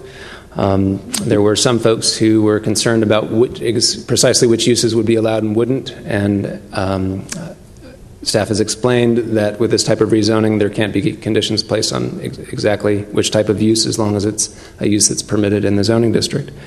One citizen was definitely opposed to the project, her primary concern being traffic and parking issues. The rezoning has been endorsed by the Montford Neighborhood Association, and at the Planning and Zoning Commission's meeting earlier this month, they unanimously recommended approval. Staff feels that this is in keeping with the historic pattern in the neighborhood, and that because the building is in a historic district and it would be difficult to modify and difficult to retrofit as a residence, staff feels that another type of use would be appropriate. Staff also finds that it is consistent with the comp plan and other approved plans, and finds the request to be reasonable and recommends approval. And that concludes my presentation. All right. At this time, we'll open up the public hearing for public comment. First hearing from a representative from the developer.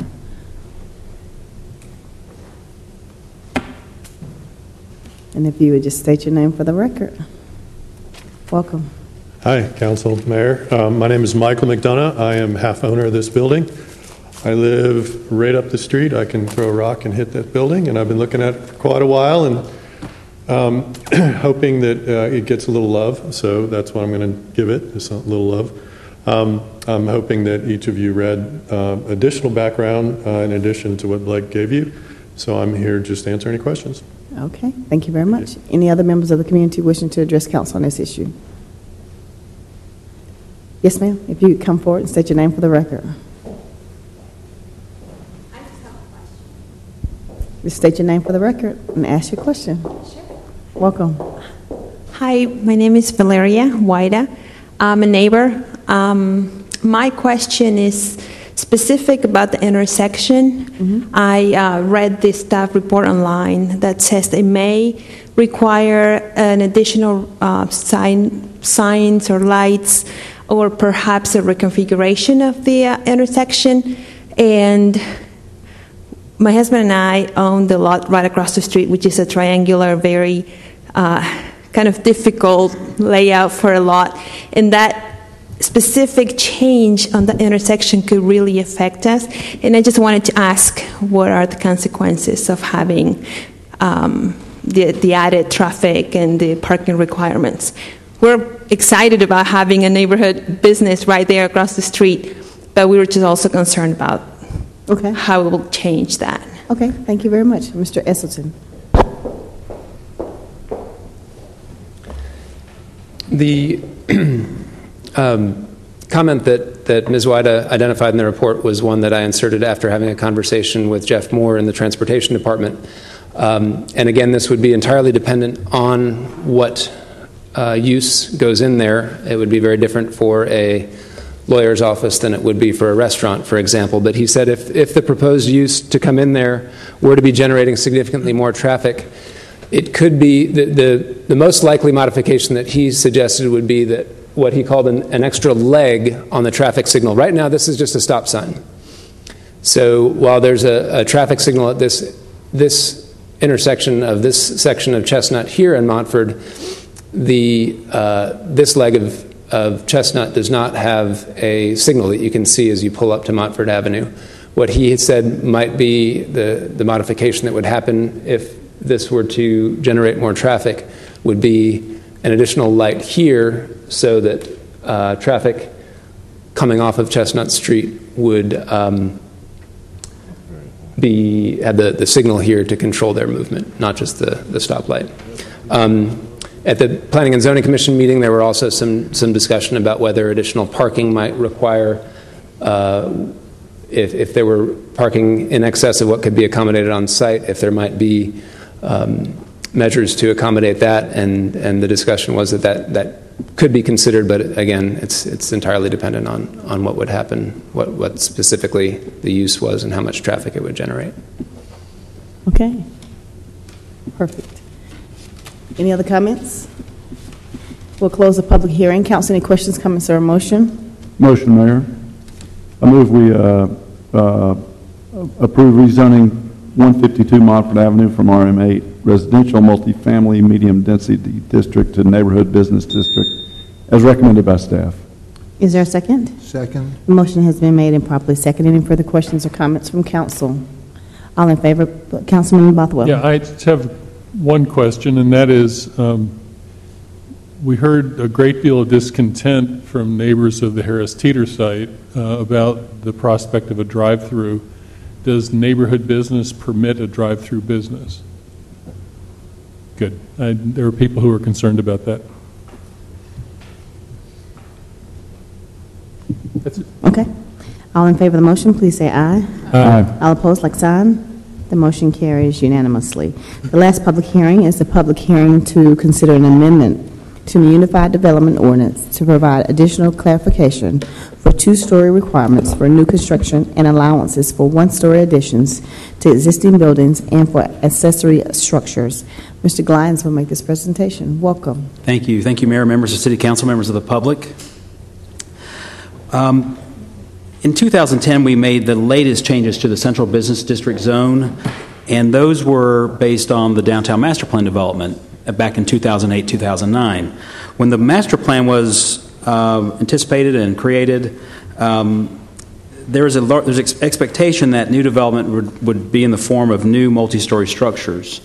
And since that time, and because of the economic downturn, we have had new investment in downtown, but it's been of a more limited scale, often including renovation and expansions of existing and one-story buildings.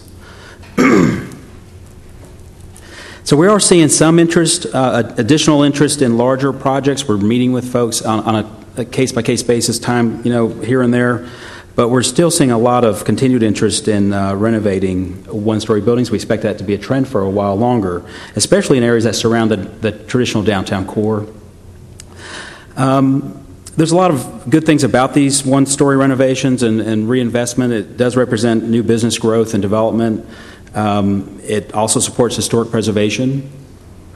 And these are incubator projects sometimes for smaller local businesses, so it's really important for the downtown environment. But we have had 4 recent variances to approve the changes to these proposals, and so we've identified some modifications that need to be made. And these fall into the category of one-story additions, better definition for two-story requirements, and setback requirements. So in general, new construction in downtown is expected to be 2 stories at a minimum. And those buildings would be placed close to the frontage line on a lot. We have some built-in allowances for courtyard spaces, green spaces in front, outside dining spaces, that sort of thing. So what happens is when we have an additions, they're very specific when they're being proposed to an existing building. They have a use that's very specific to that business and that formula for a project. So we often have a hard time making that work with the existing ordinance. So in relation to the 2-story height changes that are being proposed, as I said, the CBD requires new buildings to be constructed at 2 stories, and we want to just define that a little more clearly, make that a 24-foot minimum standard, not just 2-story, to be a little more clear about that. And also, through a lot of discussion with our Planning and Zoning Commission and the Downtown Commission, the 2nd story represents a lot of investment in downtown, long-term sustainability, and it supports the tax base. So we want to be sure and be clear that the 2nd story needs to cover the full, the 1st floor footprint area entirely. If someone has a real hardship with that, they can apply for a variance and request relief. Another proposal we're bringing to you is clarity about the 1-story additions. They're not really allowed now by right. You have to go through a variance process. But if they were smaller additions or smaller in relation to the footprint of the original building, the primary building, we feel like they're reasonable to request. Because of that financial and economic investment, they're so important, and it's very common when any building is being renovated. So we would have we would allow these single-story additions, but recognize that their placement is important. So the ordinance reflects that kind of placement criteria. We also want to look at accessory structures. While they're allowed in the use table for the downtown central business district, it's not at all clear about where they're allowed. And these accessory structures are often one story. They're often used for storage, often at the back of a lot. But so they have a real purpose when it comes to a business. But the ordinance is not clear on that, and so we want to clarify that. In addition to that, restaurants will often build an accessory structure in the form of an outside dining canopy. And those things should be allowed towards the front of the property if the restaurant wants. It encourages activity at the street level and activates the street, which is a goal of the downtown plans and such. So we're hoping that would be approved to be allowed and placed towards the front of the lot, just for that particular accessory use. We have an amendment here to clarify street wall substitution. And I know we've been looking at a few images in the last few days about the Eagle Market Street project. Well, this was kind of written because of that scenario.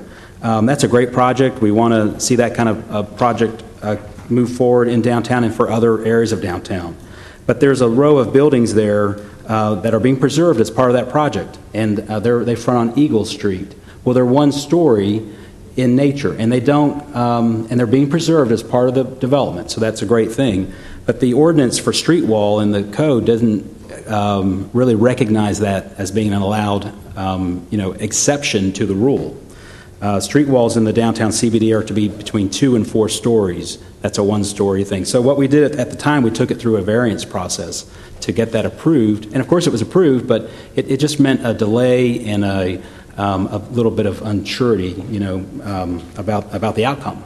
And we figured it would pass, and it did. But this amendment would cover those kind of scenarios when we have a one-story building being preserved as part of a larger project, and that would be a part of our downtown historic area. So we want to build that into the list of variances or options for street wall. That's what that's there for. Finally, we have an amendment for setback flexibility for additions. So in general, we have existing buildings in downtown, and they're basically grandfathered in. But new construction has to be of 0 setback, basically placed right behind the sidewalk level at the front of a lot. Well, the existing buildings are grandfathered in sometimes, and their locations are also grandfathered in. They might be set back 20 feet. Excuse me. And those are they're non-compliant, but they stay put. Even when a building undergoes renovations to meet a building code standards or upgraded to meet the building code, that placement of that building's never changed, and we accept that that's just that's where it is, and we never have someone take a building down for that reason.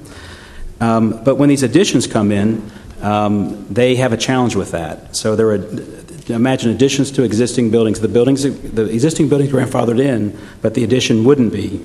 So the variance then is another thing that's required for the addition to these buildings that may be grandfathered in at their location. And this amendment would be to make that as an option to approve it.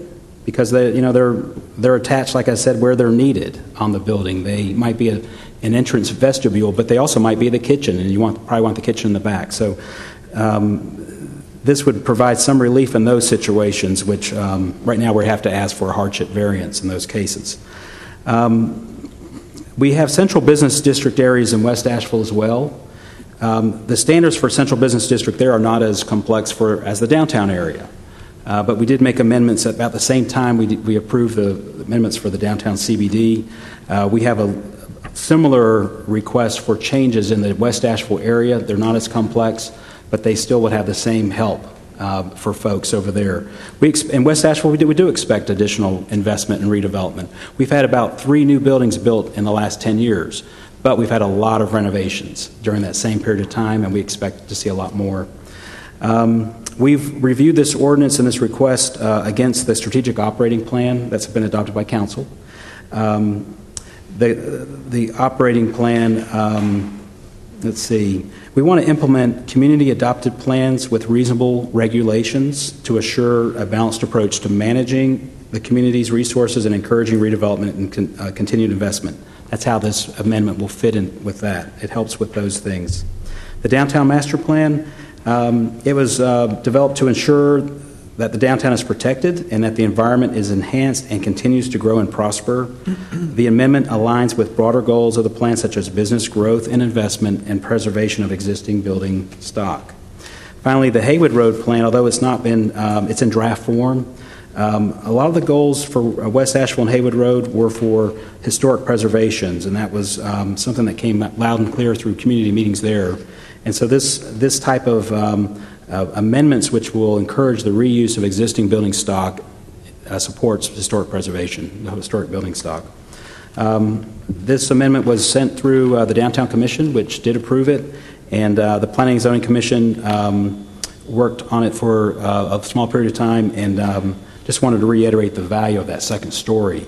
And I think that pretty much covers all of my report, and I can answer any questions if you have any. Thank you so very much, Mr. Glines. We'll open the public hearing for public comment. Any member of the community wishing to address council on this particular public hearing?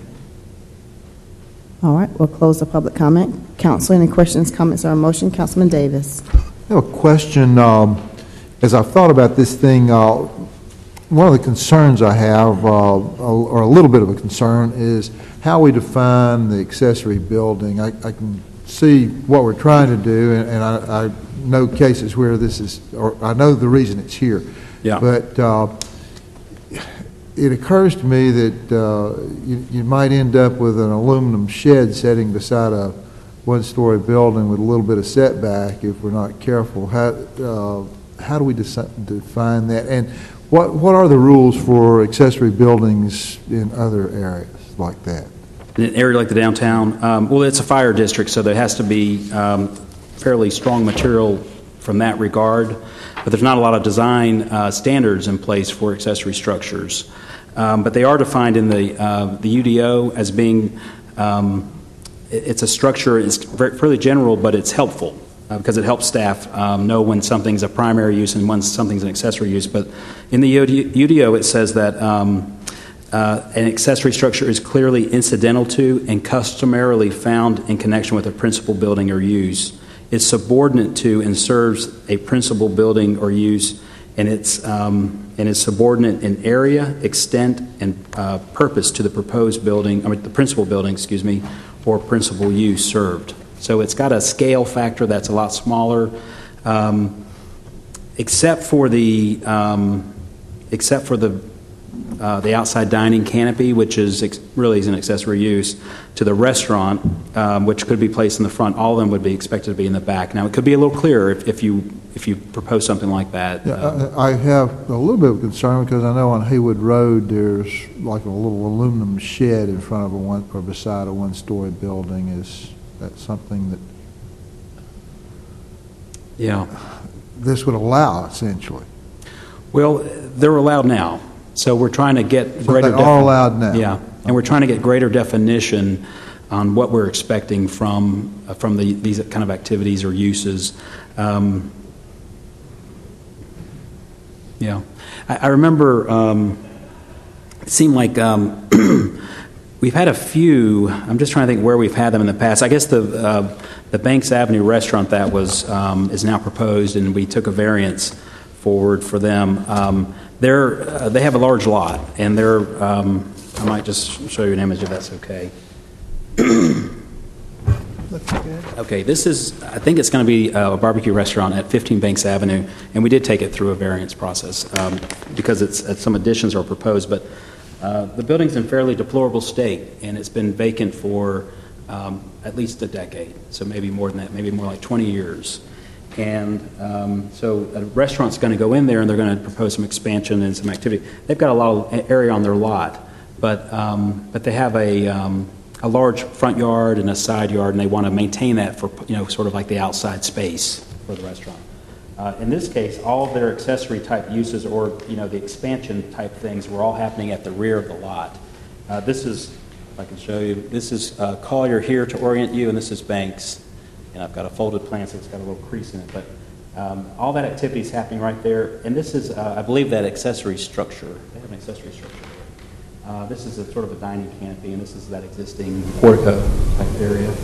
So there's going to be a lot of space in front here. I feel like with this kind of a definition, which is helpful because it describes scale and subordination to the principal use, I think we've got some things to cover things. If we feel that, if staff feels that something is going to overtake the main building or become a problem, I think we can deny it. Yeah.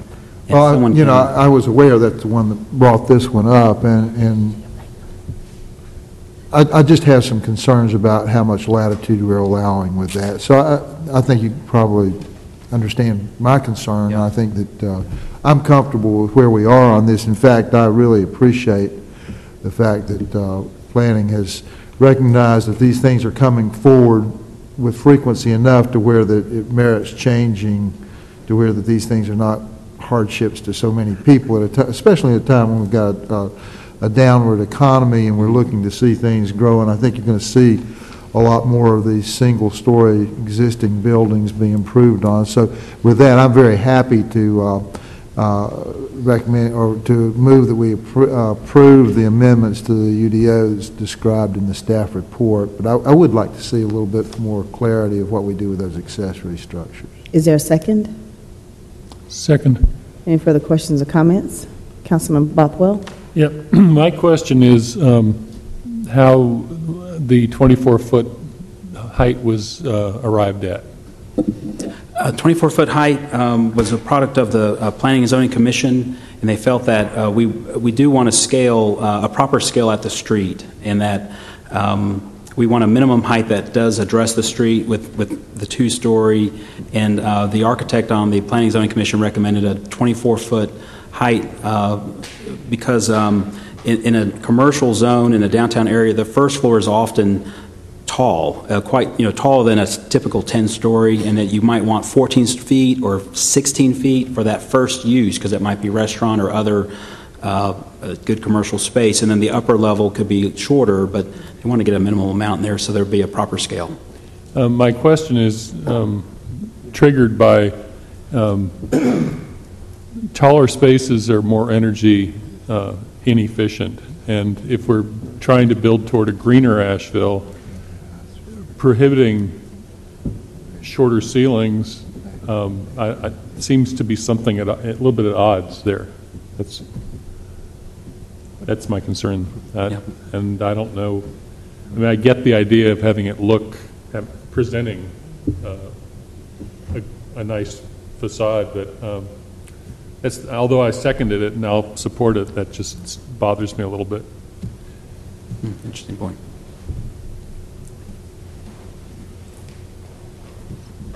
Okay. Just a couple of comments on your comment. Mr. Davis, we can, as we do on other things, keep an eye on it and report back to y'all in a year, see how it's going, and see if we're seeing any concerns, and of course we'll continue to monitor it. And if you're concerned about that, Mr. Bothwell, perhaps the SACI committee might want to look into it a little further. You might want to ask them to do that. Sure. Okay. That's a good idea. Thank you. All right. All in favor of the motion, please say aye. Aye. All opposed, like sign. The motion carries unanimously. We only have one more item for consideration under unfinished business, and that's consideration of adoption of findings of fact to support the resolution to close Moody Avenue. And Ms. McGlohan is going to have to talk to a couple of the newest members of council first. Thank you, Mayor. Mayor and members of council, this matter involves a alley closing that City Council did back on the 22nd day of November of 2011. That alley closing was subsequently appealed to the Buncombe County Superior Court, and it came up for hearing in the Buncombe County Superior Court on the 8th day of January of 2013.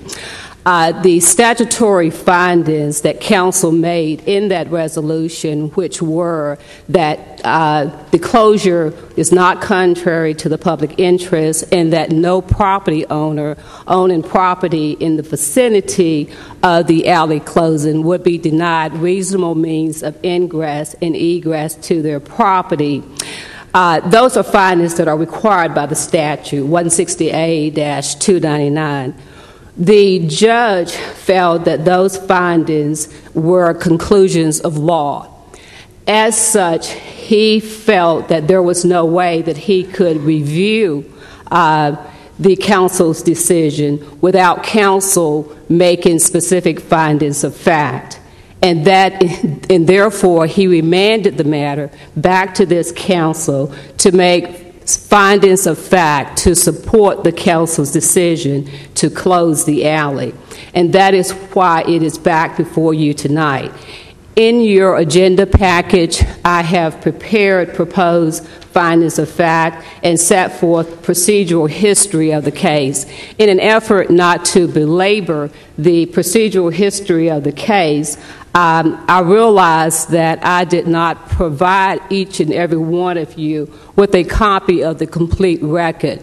The complete record would consist of all of those items that were before City Council on the 22nd day of November, including the verbatim transcript. And the verbatim transcript would be everyone that spoke at that hearing on the 22nd day of November. So in light of that, many of you may feel that you do not have enough information in order to make a decision tonight. So before I go any further, let me stop at this point, because if you believe that you need additional time in order to review those facts based upon the record, and I've given the record in the verbatim transcript to the city clerk, then perhaps there is no need for me to go any further. However, I stand prepared with those findings of fact that are before you to refer you to the specific page of the record and the specific page of the verbatim transcript where you can locate those findings of fact. So if I need to go further to explain what the judge is asking for, I am prepared to do that. Or if you all feel, especially since this council was not composed of the same council on the 22nd day of November.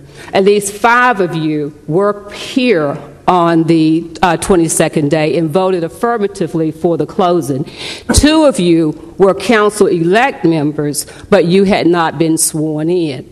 So therefore, there may be a question about, well, if I wasn't here and I didn't vote, can I vote on this matter tonight?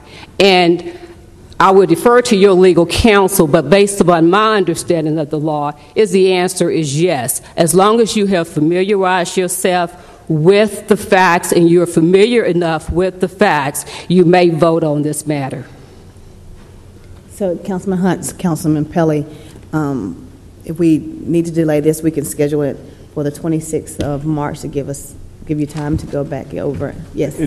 I was on the Greenway Commission and became very familiar with this, and I attended the full council session that night, and Chris, it seems like you may have been there as well, and so I'm very familiar with it, have reviewed the documents, and I'd be prepared to vote. I'm prepared to vote. All right, and so tonight is... Therefore, tonight, what is before you are the findings of fact that Judge Ginn asked that City Council make. And I have looked at the record, I have looked at the verbatim transcript, and I have gathered those findings from the record to support council's decision to close the alley, specifically that it is not contrary to the public interest, 2, that no property owner owning property in the vicinity of the closing would be denied reasonable means of ingress and egress to their property. Now, there may be a question about, well, exactly what is the procedure for council to adopt these findings of fact. Let me first emphasize that the resolution to close that alley, which council adopted on the 22nd day of November, is a valid resolution. That is not before you tonight. there is not another public hearing. There is no new notice that needs to go out. That resolution to close is still a valid resolution, and it will stand or fall on its own merits, either before a Buncombe County Superior Court judge or in a subsequent appellate court review, if that is necessary. So you're not being asked to hear additional comments. You're not being asked to provide new notice, but merely to adopt the findings. And so there may be some question about, well, what type of vote? Must it be by a supermajority or a simple majority? It is my understanding, according to your legal counsel, that the vote here tonight must be a majority of the council members. So we must have at least 4 votes. And let me also point out that petitioners' counsel, Mr. Fiano's counsel, Bob Deutsch and Tecum, and I've forgotten Tecum's last name. Yes. They have objected to council proceeding to adopt these findings of fact without a new notice, a new public hearing, and without receiving public comments. And they were not able to stay for tonight's meeting, but did provide me with a copy of their written objections for the record, and I promised them that I would provide those to the city clerk. So I stand here ready to respond to any questions that council may have, especially as it pertains to where the findings of fact can be found in the record, or any other procedural question you may have. Councilman Smith. Mayor, I'd like to make a motion that the City Council adopt the attached findings of fact to support the resolution to close Moody Alley. Second. The motion has been made and properly seconded. Any further questions or comments? I would just mention that Mr. Gottschalk said to me that he would not be permitted to make public comment, and that is why they did not stay for the hearing, but they were allowed to submit their comments in writing. Okay. Can you pass those so I can just look at those, Maggie?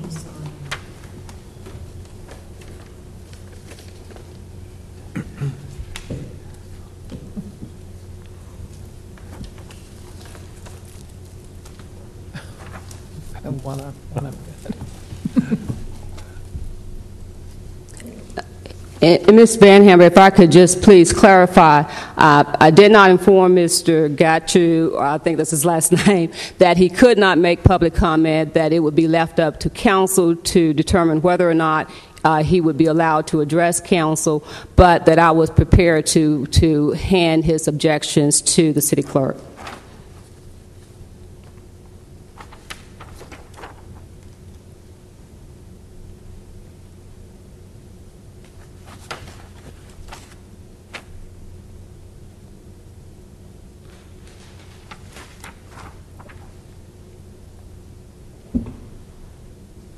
So, Bob, under number 5 on his objection, I guess, objection to the adoption of the findings of fact, what do you think about what he's saying as far as it's being contrary to the City of Asheville's charter?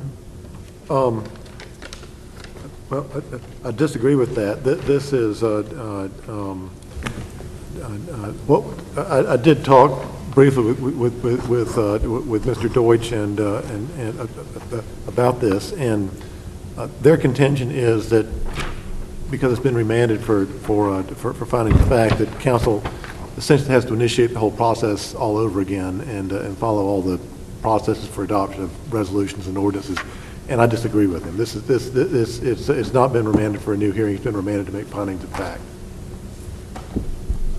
And so with the findings of facts, they wanted detailed reasons as to why it was recommended to be closed, and council chose to vote that way.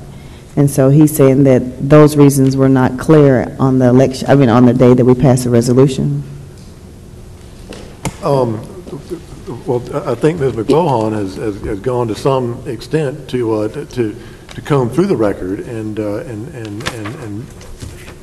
which was before council at the time. So it's our position that the information on which the findings of fact are based is clear. And so basically but his argument is that because you've compiled them as the findings of fact, they were not presented that way the night that we had the opportunity to hear everybody's arguments that evening. And so that's why I'm trying to figure out what's the basis for his argument. Well, I certainly will not pretend to try to gather the mental impression of what the judge was thinking. I can only say what he stated. It is not uncustomary for a resolution to close to make the specific statutory findings as set forth in the city's resolution. And in the numerous cases that I have reviewed, there have been no additional findings of fact. However, this judge wanted those specific findings of fact as opposed to me referring him to those specific findings set forth in the record.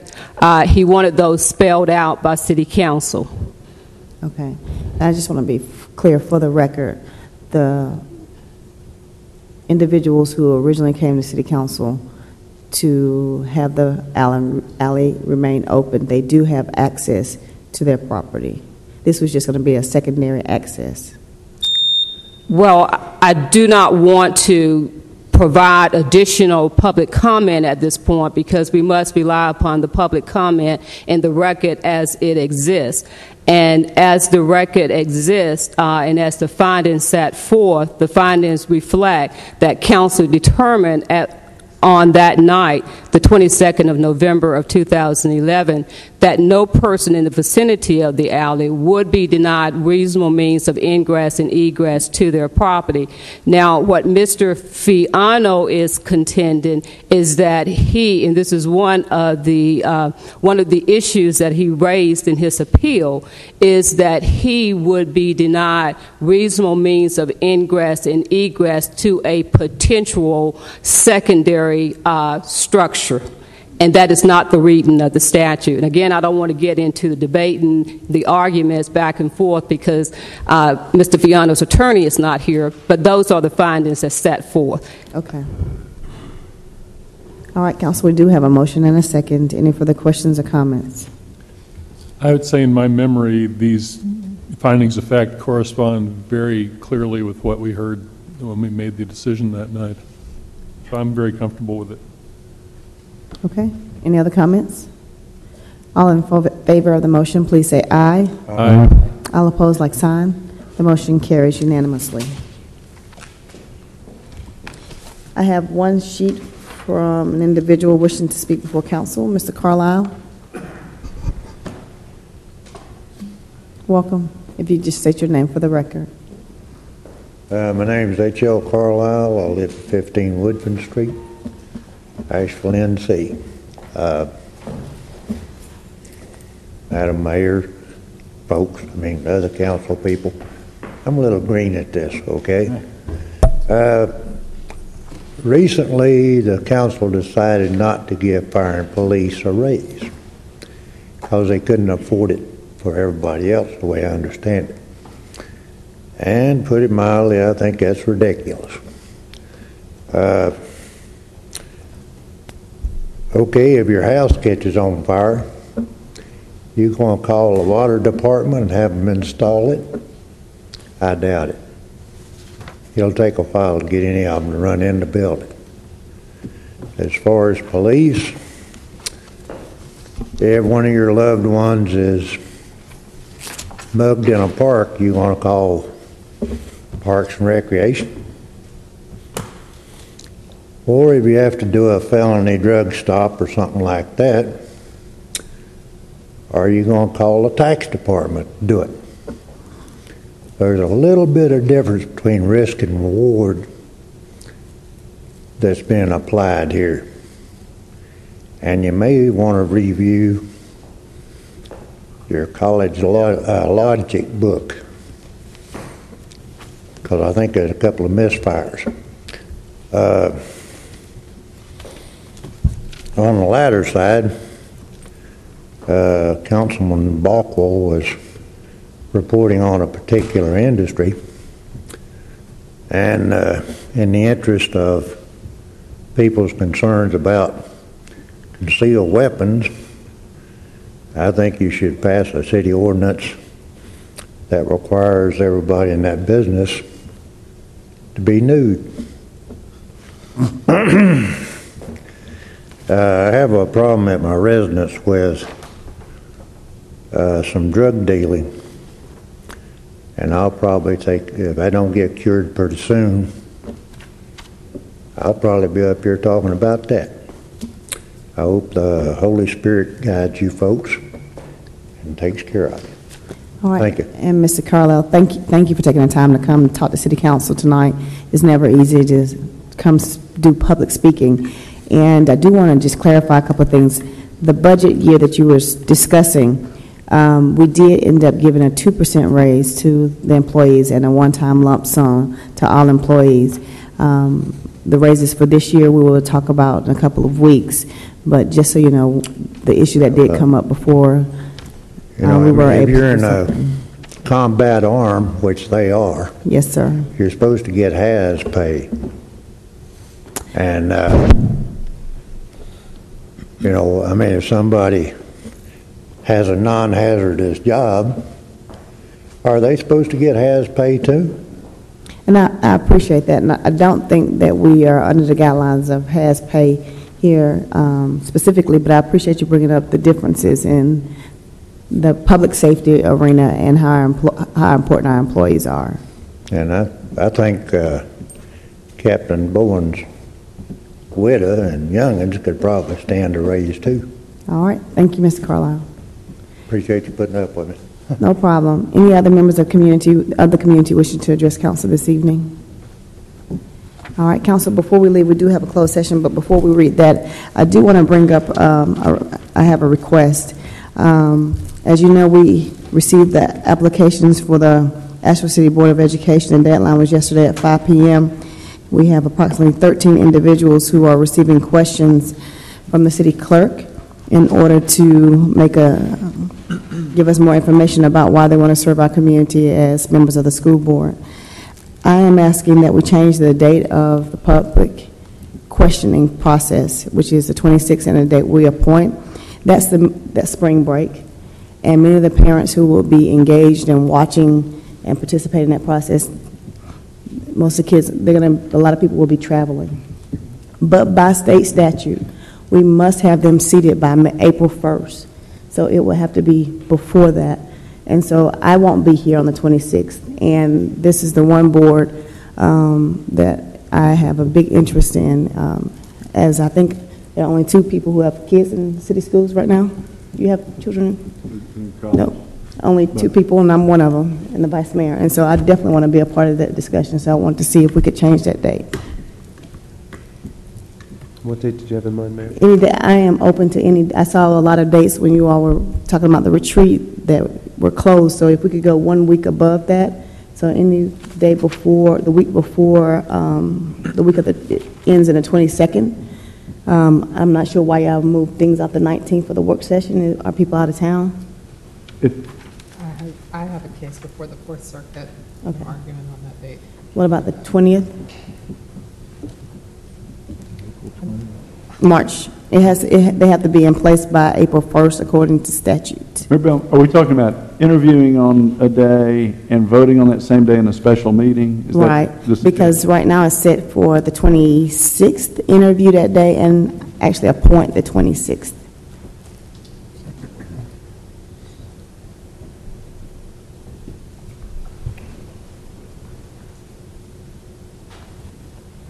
Are you suggesting the 20th? Is it Wednesday?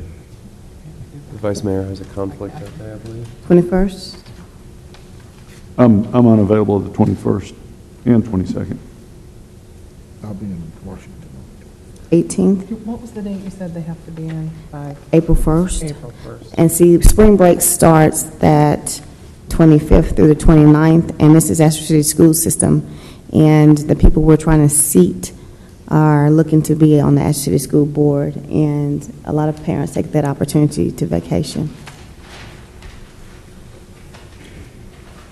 18th does not work for me.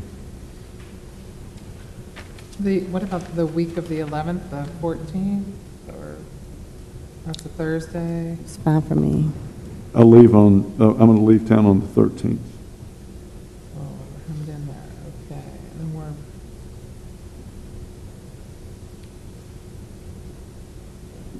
we have council on the 12th. When are the questionnaires due? When must they be returned? They're due on March 6th, and at the council meeting on March 12th, council will let me know who they want to interview.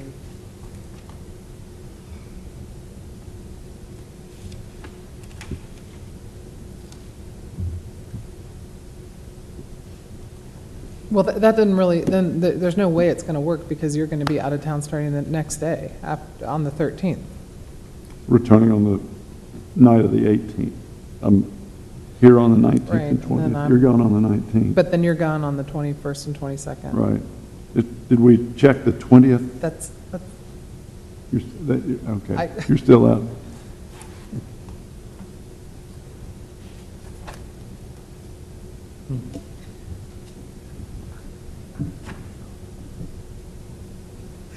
Not to have to.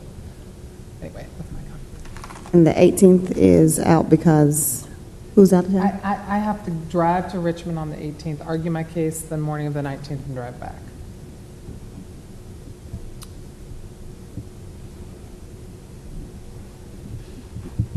And it has to be done by the 1st of April? That's the mandate?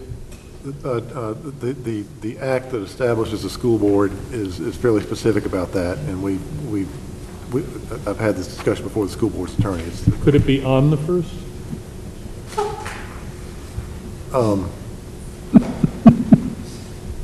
That's not a joke. I mean, since we've blocked out things all the way along. I'd need to, I guess, I don't know what the statute says exactly. If it says on or before April 1st, I don't know why it couldn't occur on April 1st. April 1st works for me. That would work. Monday. It's before midnight. Be before midnight, yeah, that would. We'll try to keep it before midnight. What time would we start? What time do you have, Maggie? I don't know how many you want to interview yet, so I don't have those time frames yet. How long are the interviews scheduled? They're usually 20 minutes. 20 minutes. So we're looking at probably a couple hours at least. Well, shortlist it. If after Mr. Oath looks at the law and then we have to make it before April 1, bring it back on March 12, and you guys give me more direction. I've got to let the people know when to expect the interviews, because they're all expecting them on the 26th in the afternoon for all the letters and everything that's already gone out. So I just need to notify them as soon as possible that the interview times are going to change. So what time in the afternoon? We could start 2 o'clock. On April 1st? Right. 2 o'clock on the 1st? Do you want to, okay. And then you want a regular meeting at 5? I don't know how many people you are. Go right into it. We need to. It's a Monday. Right. We needed to notice it. So. Can you notice the interviews followed by a meeting of council? I can do a special meeting. Yeah, I'm not worried about that. I'm just worried about the interviews. If it's not okay on April 1, if it has to be made before April 1. Maybe, and then I guess after Bob looks at the law, maybe at the meeting on March 12, we can get further clarification on that date. I can probably get you all further clarification in 10 minutes, but I can't do it right now. Okay. Well, we are about to do a closed session, and we'll just come back in here and adjourn in here, come out of closed session, adjourn in here, and just state what that is. All right, so we do have a closed session, Council. Great. Thank you all for working this out. I think it's important. Mayor, I move that Asheville City Council go into closed session for the following reason. 1, to establish or to instruct the city staff or negotiating agents concerning the position to be taken by or on behalf of the city in negotiating the terms of a contract for the acquisition of real property by purchase, option, exchange, or lease. The location of the property is Amboy Road, adjacent to Carrier Park. The statutory authorization is contained in GS 143-318.11A5. 2, to to discuss matters relating to the location or expansion of industries or other businesses in the areas served by City Council, including agreement on a tentative list of economic development incentives that may be offered in negotiations, provided that any action authorizing the payment of economic development incentives will occur in open session. Statutory authorization is contained in GS 143-318.11A4. Third, to consider the qualifications, competence, performance, character, fitness, conditions of appointment of an individual public officer or employee. Statutory authorization is contained in GS 143-318.11A6, and to prevent the disclosure of information that is confidential pursuant to GS 16A-168, the Personnel Privacy Act. Statutory authorization is contained in GS 143-318.11A1.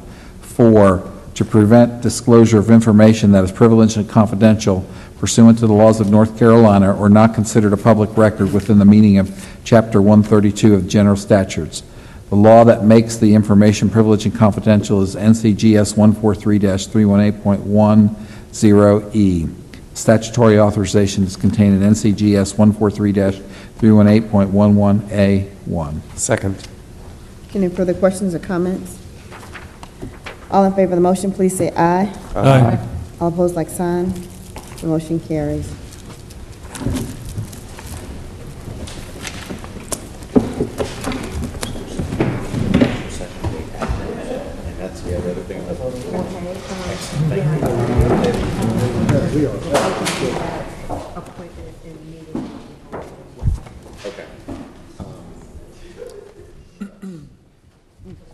Yeah, I'll be sticking around. Can I get my slide? Oh, I'm sorry.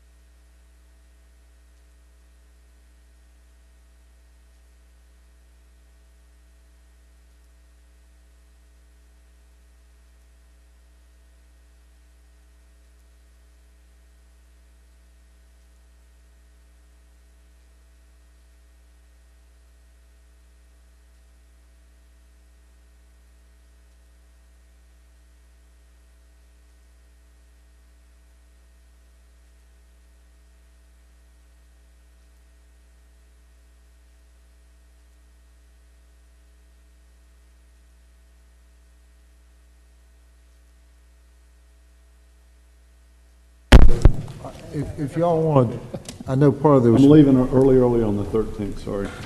I know there was some pushback on the, around the 21st. Can we move the retreat date since it was just made today? The 11th, everybody's in town on the 11th, but we'll get the applications on the 6th, or it has to be after the 12th.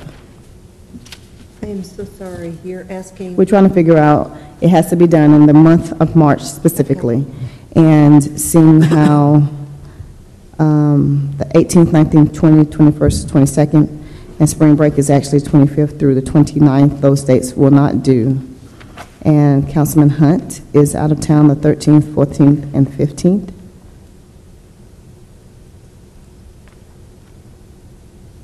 And if we cannot appoint, what happens if we cannot appoint to April 2nd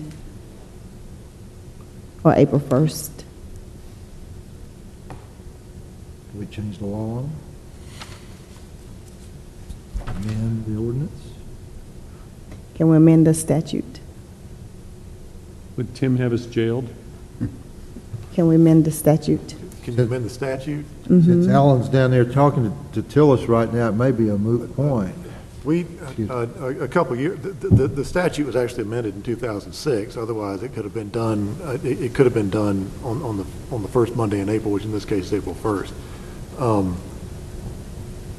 mean, that's an option. It's not one I'd recommend pursuing. All right. So, what do you recommend? Would the 11th be too grueling if we did the retreat and then did the interviews? But didn't you say something that had to be after the 12th? No, Well, I could,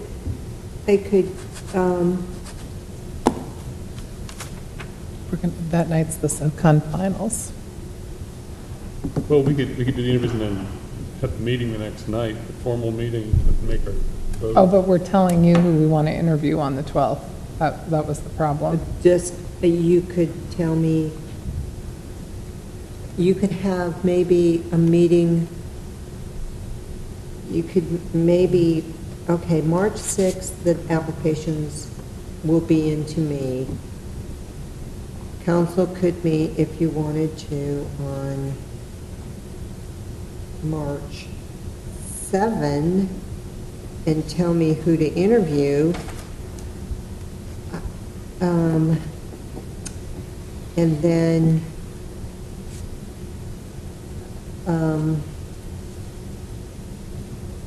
you could interview on March 12 and make your appointments on March 12. Well, we have the budget work session at 2. I think we can move that. If, since we have a retreat, the 11th, give staff time to follow up on the retreat direction, give them a little bit more time instead of just 24 hours. Do you have to get 2 votes to interview or 3? How do we? Just one. Just one vote? So you could have a special meeting on, unless you want to interview them all. No, thank You could tell me that, and I could just make those arrangements. Brainstorming. Pick 3 good ones, Maggie, we'll do that. Well, you could have a special meeting. I send them out on March, I get them by 5 o'clock on March 6th. I could send them to council first thing on March 7.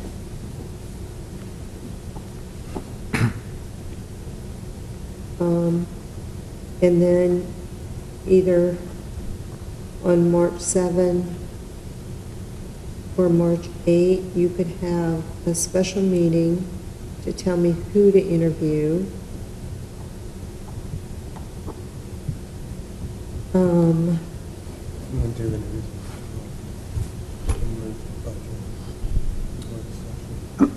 And then you've got the budget work session. I mean, you've got the retreat. Do you want the retreat all day? Or maybe a Not really. half-a-day retreat? It's been proposed for all day, for 4 items. You could come in at 8:30 on March 12th. I don't know any other day. There's no other time. For interviews, we're For talking interviews on March 12th. Because you could do the interviews in the morning and then appoint in the afternoon. I like the flow you just mentioned, I like. Say what she flowed. Well, 8th, special meeting on the 8th to narrow it down, interview on the morning of the 12th, appoint that afternoon. I mean, the only issue there is we have the planning and zoning retreat. But what day is the planning and zoning trip? It's a Friday. 8? That's also, Yeah. that's also the first day of SoCon. I'm going to be there all day. But we're talking about a very short meeting to nail down Need to be who to interview. Okay, so you want a special meeting on March 8th? Is there any way we could just do that by email? Do we want to agree that everyone submit? I could give you a list, if Well, we Bob have- thinks it's okay. Yeah, because we don't have to actually vote on who will And then I interview. could compile and take the top, so many that, the highest vote getters, if you tell me how many you want. Do we want to agree we'll interview 6 or 7 or something, and you'll just... And then I could Okay, arrange 5 those is a interviews. 5 is a 5 bunch? is a lot. Okay, so maybe 5? 5 for 3 spots. Interview 5 for 3 spots is what you're saying, Jan. Do you want to I think interview? pretty That's right, cool. we were doing 2 spots when we did the last time. It was 2 for 2. 2 for each 1 spot. So maybe 6? Yeah, do 6. We can go Do you want to ahead. interview Ms. Dahlman, who's up for reappointment? You know, that's what we did with P and Z. I didn't send her the essay questions, Well, though. but we told the P and Z folks it was the same process we used for this board. I can send those out to her this evening. I didn't get any response from council on that today. I don't have a need to interview her personally, so that's why I didn't respond. I would like to suggest that many of us may feel that Ms. Dahlman is easy to reappoint, for instance, but I think that in principle, we should re-interview for P&Z and Board of Education for reappointment. I think that's a better practice. And So- send her the interview questions, or just interview her? I mean, the essay questions? I'd be comfortable waiving the essay questions in this case. Yeah, there's no reason to find that out. That's just she should get an automatic interview. Okay. Maggie, just explain to her that we're trying to be consistent, or I will. those that ask for the interview, that we're just being And she would be consistent. one of 6 we would interview and picking 3. I think that's okay with me, So there'll be a total of 6. including her. So you'll need us to give you 5 names or something like that. Yes. There might be some need for, sometimes we have to go to some tiebreaker revote. You know, there's a, Well, Maggie can tell us if we'll have to do that after she compiles, and she can email us out the tiebreaker. Maggie, just go ahead and do 5. Everybody will submit their names, and you can compile them and get them back to us. And shortlist again. Right, Yeah. if we end up, needing to do 7, we can agree on that, or however many it turns out to be. But it sounds like if we can get 5 names or 5 guaranteed. Names. Yeah, 5 guaranteed names, and those are the people we will interview. And those will, you'll interview them On Tuesday March 12th morning. morning, and I will wait to. How many do we each get to submit? Up to 5. Up to 5. Up to 5. You can use all 5 or not. Okay, then on March 7. So we're going to, on email March. you the apps and the essays. Thank you. And then what time will we start on the 12th? I mean, I'm concerned about moving that budget work session because we had such a hard time. We're not moving it. We're going to do it in the No, morning. just do the morning. I don't know quite, I don't have my time frame, but that'd be 20 minutes each. What? That's an hour and a half, right? If Ms. Dahlman's doing it too? I'll try to do it, however you guys want me to do it. 10 o'clock? Start at 10? That's good. Is that But we've got boards and commissions that day at 1. I have on my calendar. Is that? Yeah. That shouldn't be a problem if it's 20 minutes and it's only 6 people. Oh, no, I guess that gives time for a lunch break and then Yeah, back now, at it. if we could have staff, Mr. Jackson, can you have staff order us lunch for that day, please? Oh, Thank you. 10 a.m. we're saying? 10 a.m.? 10. Okay, we'll start at, okay. 10. On March 7, I will email council all the applications and the essays and a listing of everyone, and you will give me your top 5, and I will... Preferred 5. The preferred 5? I just... Top 5 is the same as preferred 5. Semantics. And when are you sending that out, Maggie? I'll send those out. They're due on 5 o'clock on March 6th. On March 7th, I will send you everything out. And when do you want them back? We're going to interview on Tuesday. Because you got to notify them, so... Yeah, that just gives them like one day to know they'll be interviewed, whether or not they'll be interviewed. Maggie, when they get their questions turned into you, you follow up with the email letting them know. I'm going to email them all tonight. Then just, council, can we agree to get it, you at SoCon all day, the 8th? Can you get it by midnight, the 7th? Can you give them to me by, if I give them to you first thing on Thursday, March 7, can you get them to me by 5 o'clock on the 7th? That's why I said by midnight, and so that you can have them when you come in the morning on the 8th. Good job. So when's my deadline for you guys? Is Saturday too late? Oh, well, then, You gotta let the people know. I'm giving people... They need a little head time. Yeah, they're expecting... I don't disagree. I also don't want to rush through reading all this stuff and haphazardly make this choice. So, I mean, I can give if them we could tell whatever everybody they they give. might come in on the 12th, and then they find out on the 9th versus the 7th, I don't know. I understand that it's not convenient. They have the weekend not to sweat it. So y'all are saying when? When do you want to have all this? When do you want to have the names in? Your choice. I mean, what was your suggestion, Terry? Noon on Friday? That's fine for me. I'll get mine in early Friday. But it's going to be a very active time, I mean. Jim putting it mildly. It's going to be a very active time. I mean, you know. Noon on Friday. I'll just buy an extra 6-pack of Red Bull and figure out how to get it done. That's fine. Oh, God, you drink So be Red it. Bull. Okay, so by noon on Friday, I'll know the top 5, and I'll call them and tell them that interview Thursday. March 12th. And Maggie, to be clear about what's going to go on Friday the 8th, you will have gotten recommendations from us, and if there's any back and forth needed to break ties or something, that'll have to go on during the day on Friday the 8th by email among all of us. Is that If I can get a clear preferred 5, I won't be bothering you guys anymore. I'll just make arrangements with those people to come in.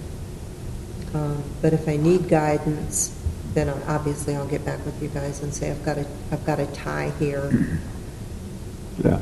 Respond within an hour or so. Is that? Yeah, I think if we can just agree to be watching our emails and ready to respond to that one, I think that works. I mean, I'll do my best. I see clients all day long. I don't just get to peel away and check my email, but I'll do my level best between clients to. Well, the truth is, if respond. there's a tie between two, you only are going to need 4 votes to break it, probably. So if we don't all get right back, I mean, if you got 4 that broke the tie, it would. Okay. Yeah. Okay. It'll be hard to get, be hard to call and drop people and all. It's a good thing we're not doing this at 11:30. Any other comments from council? You just call me quick. I think we should. Meeting adjourned. All right. I got to go home and check on it.